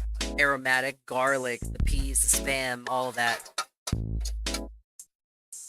So now this is the point where I try and move everything away. I'll move it onto the sides.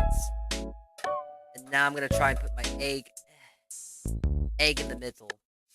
And I'm just going to let that sit for a moment. I know you should be cooking the eggs separately, but listen, I don't care. I mean, I do care, but like, I kind of cook fried rice enough towards like, it's all right. I don't think I'm gonna get killed for it. At least I don't. Well, I hope I'm not. But of course, MSG and the egg. Gotta season the egg. Gotta make sure the egg tastes good too. There we go. Now scramble, scramble, scramble. Scramble.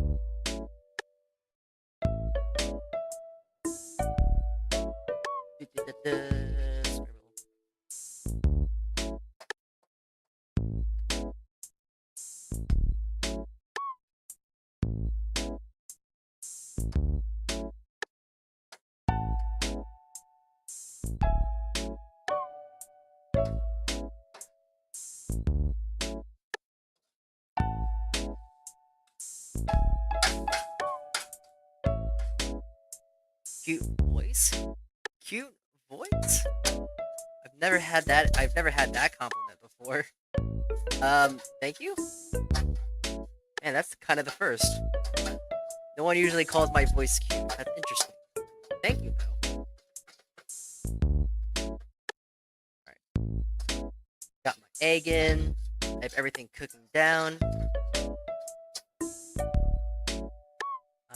Now gonna put in my rice, of course. Not gonna lie, your voice would definitely benefit from a better mic. I mean, I do have a better mic. Trust me. It's just that the mic I have to use for cooking has to be this mic, you know? I have to give myself a natural debuff. I do have a better mic, trust me. I'll put it on later. Maybe at the end of stream, of course. Because I'm up and about right now. There's a good reason why I'm using this mic. Trust me.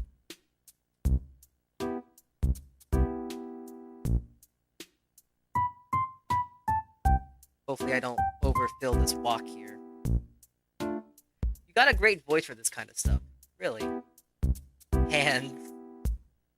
Where have you been? I never have gloves on. Alright. Start mixing this together. There we go. That looks like some pretty good, nice fried rice. If I do say so myself so far. But of course, we're missing one crucial ingredient for this fried rice. I'm pretty sure you all should know. But the kimchi. There we go.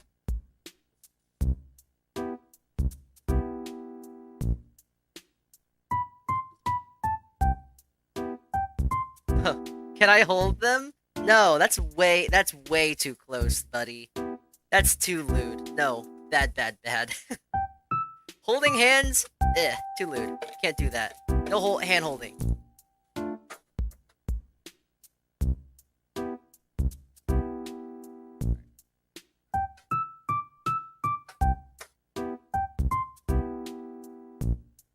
Alright.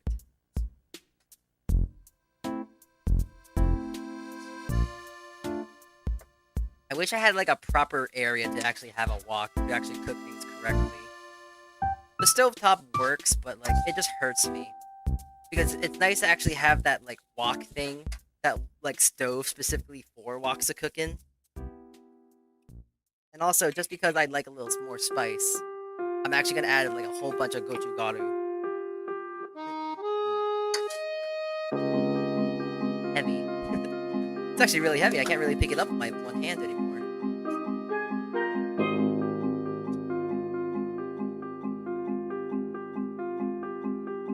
And of course, there's one more thing I have to add to this all. One small little thing before we finish it. MSG. And this is gonna be the big one too. Nice handfuls of it. There we go.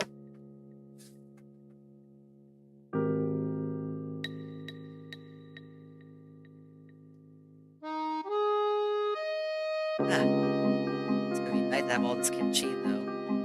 I am already preemptively putting them in takeout containers because I have them, and also it's gonna be my dinner for the rest of the week now.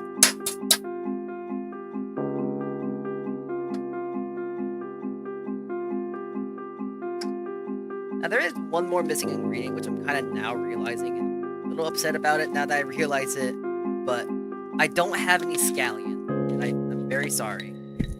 I kind of feel stupid, because I did have a whole bunch of it, now I got none, so...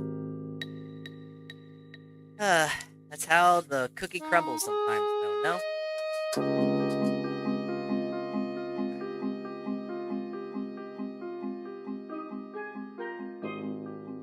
Gonna let that just try and get nice and fried on the sides here.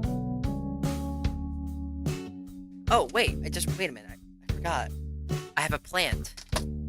Hold on, I can fix this, I can make this better. Be right back.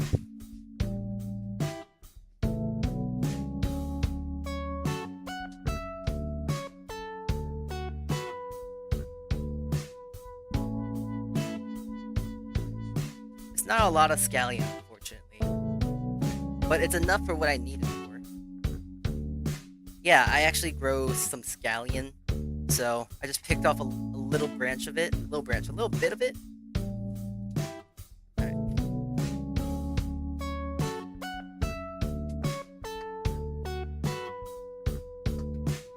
Ooh, that looks good.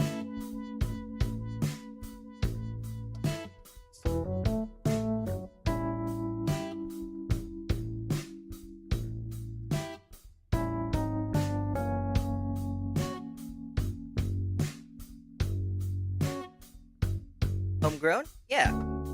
Organic, even.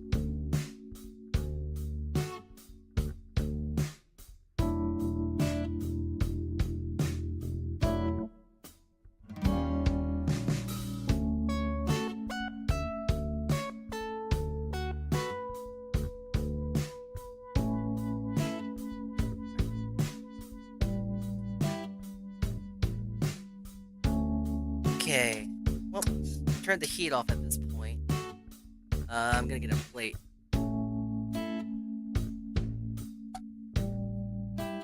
Oh no, I lost. Go.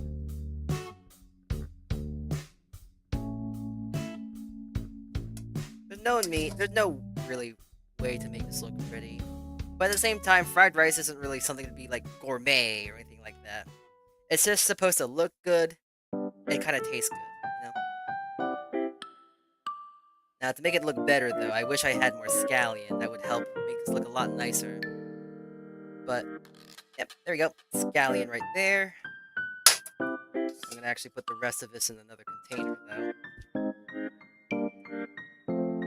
Yeah, I got enough food for, like, a good while.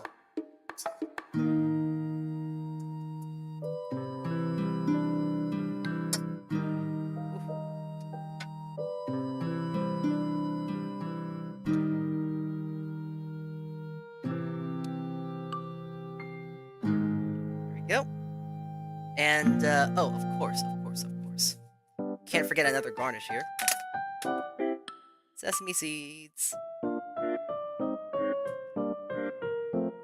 I also have black ones, too. Give me a sec.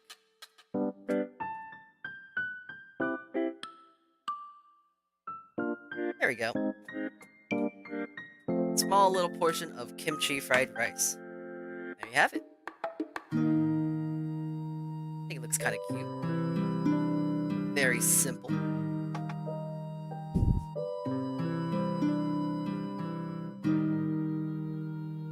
Someone would probably freak out because it's a little bit too green, but then you have to realize that the reason why it's so green is because there's like scallion and other sort of stuff inside.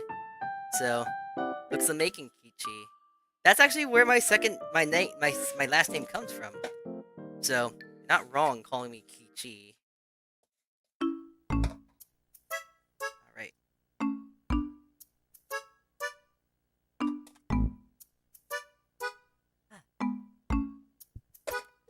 Gonna just get myself a drink real quick because if I'm gonna eat this, I wanted to have a little drink too. Actually, let's move to a different area, yes? I'm actually gonna make sure I sit down and enjoy this, you know? I'm not sure if anyone else can relate to this, but standing up and eating food is kind of sad. Oh, and seaweed. I don't have any nori. You're so right about that, though. Using nori to get good.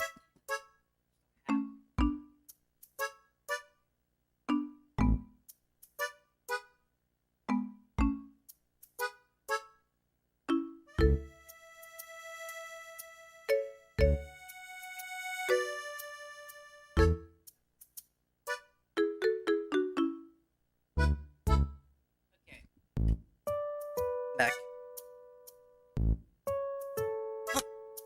My favorite Korean dish is actually budari jjigae.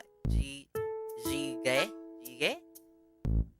That sounds familiar. That's the cold noodle, like that's the cold noodle dish, right? The spicy cold noodles?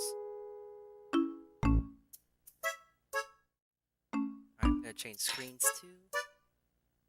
And that army stew. Yeah, let me look that up real quick. Ude jigai?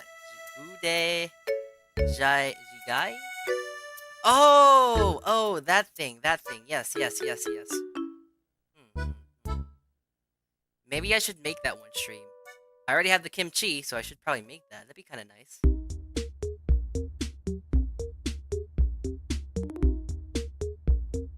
Alright. I'm gonna take a picture of my food real quick. Just so I have a memory of it, yeah?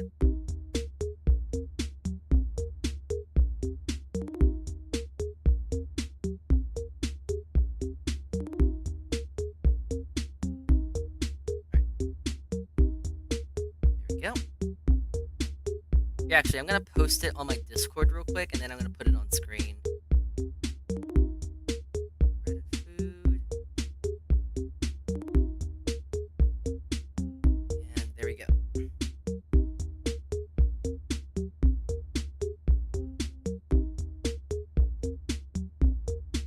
Oh, and since I'm now actually at my desktop now, I can actually give you some quality, mic quality again. Ah, there we go. This is my voice now.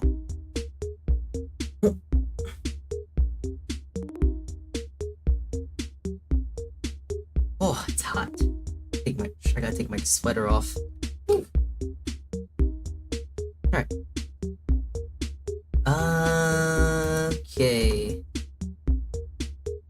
I like my bibimbap. Bibimbap is very good. I like myself a good thing of bibimbap. But I like the bibs. I like hold on, let me look it up.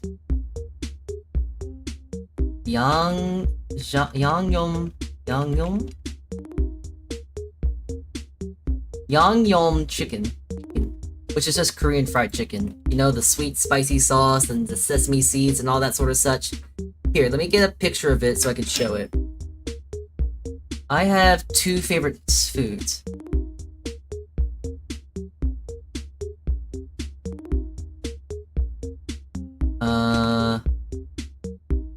Korean spicy noodle. I don't know what it's called. Is it?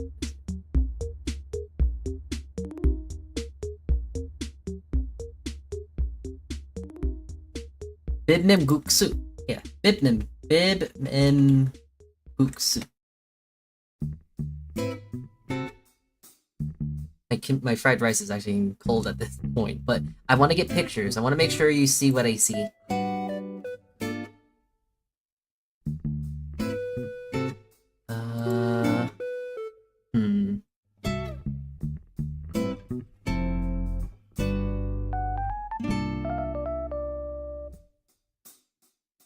Oh, and I need a picture of my fried rice too. It could look better. Okay. Yeah, I love myself a good thing of KFC. Alright. Got a lot of food on screen. And there we go. That's my Korean fried rice. This is one of my favorite dishes of Korean food. I like bibnim guksu. It's a cold spicy noodle dish. It has a fried egg and spicy noodles. And then we have the yamyong chicken, which is just that Korean fried chicken. Hot take, I think bulgogi is kind of overrated. It's delicious, don't get me wrong, but I think it's kind of I think it's almost overrated.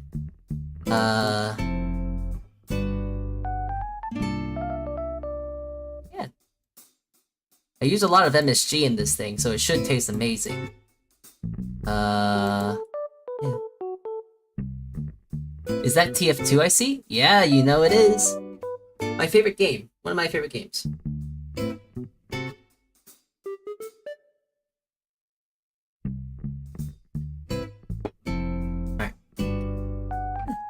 Alright, I'm gonna dig in here. I'm gonna try and have a little taste of this. I can see everything, like I see the spam, the egg, bean sprouts too. Alright. Itadakimasu. Ah.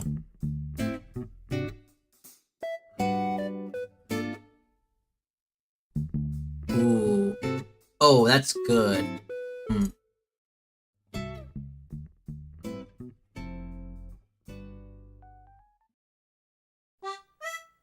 Yeah, since I put the kimchi at the end, you still get like nice lovely bursts of that nice fermented spicy flavor, and it hits you just all over in the mouth. And then you have the little bits of meat, a little bit of peas, the sweetness from the peas. The MSG brings out so much umami flavor. There's so much going on with this. Like, you have a little bite of sweetness from the peas and the nice veggies. You got that nice allium onion flavor. You got the meatiness. And then you got that nice burst of, like, flavor and tartness and all this stuff that you get from the kimchi. It's so, like... It feels bad to eat, but it is good to eat. It's healthy in a sense. Like, the MSG is bringing out so much flavor, and also there's a lot of spice, but just like most things, it's like, just like most of my food, it's perfectly spicy. It's like spicy, but it's not gonna make you cry. Like, this is good. This is delicious. Oh my god. Oh.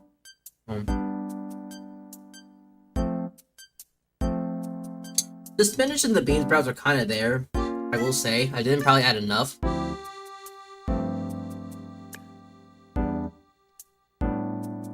And you actually do taste a bit of the richness from the egg. It's very subtle, but... Nom nom nom nom.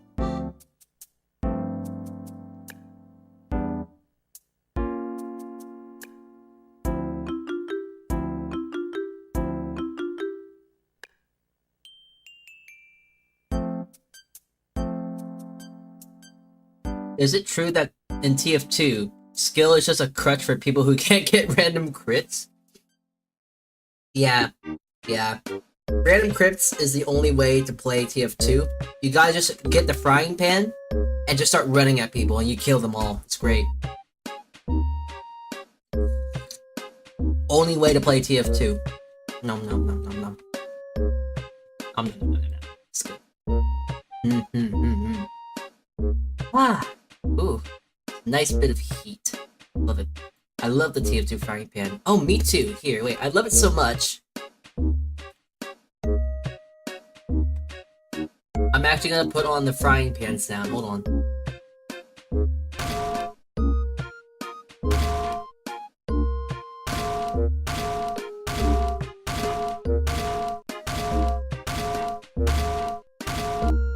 I hope you're very happy about that. Oh, was that the wrong cable? That's fine.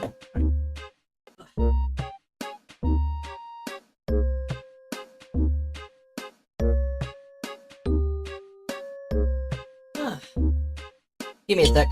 I just gotta get my other headset. That makes me happy. Alright. Here we go.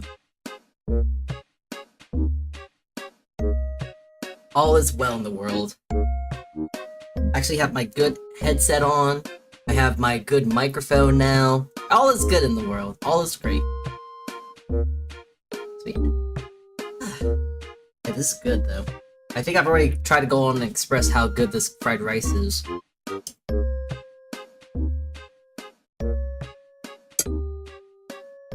I feel like I should probably put more carrots in. No, it needs a lot more fried onion. Right, no, it needs a lot more scallion. Maybe I should put diced onion in it. Oh, Definitely needs more garlic.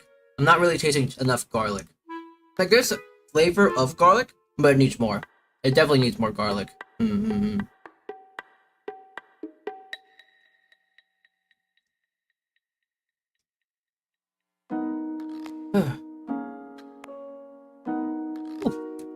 Ooh. It's spicy.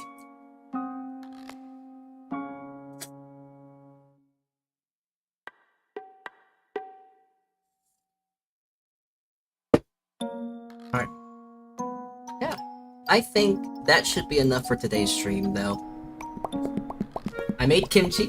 I made kimchi fried rice. I think that should be enough for today's stream. I mean, we've also been streaming for 2 hours, which is a very reasonable time to stop, you know? Yeah. Hot. Eesh. I gotta find out who to raid. Let's go raid... Ooh, wait.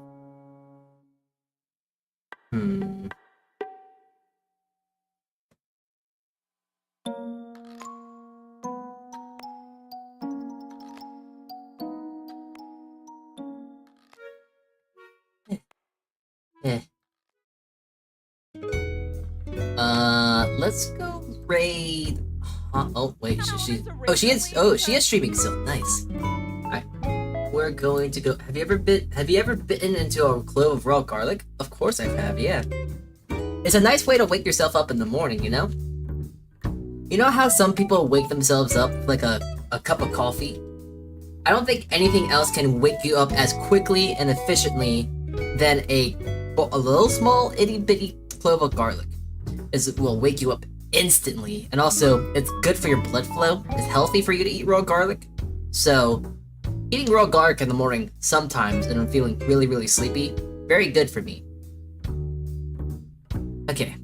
It's a shame that... Wait, what's her face? Is Mippy planning on streaming today at all?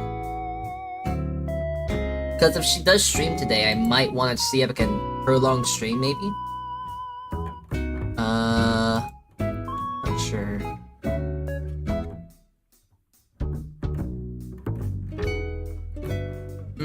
Nah, I'm not gonna really worry too much about it.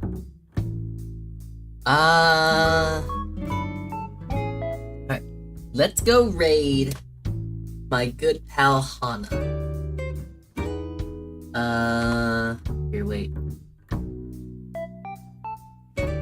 Don't copy that. Don't copy this yet. I chose the wrong raid message. Oh. Wait. We are going to be using a different raid message.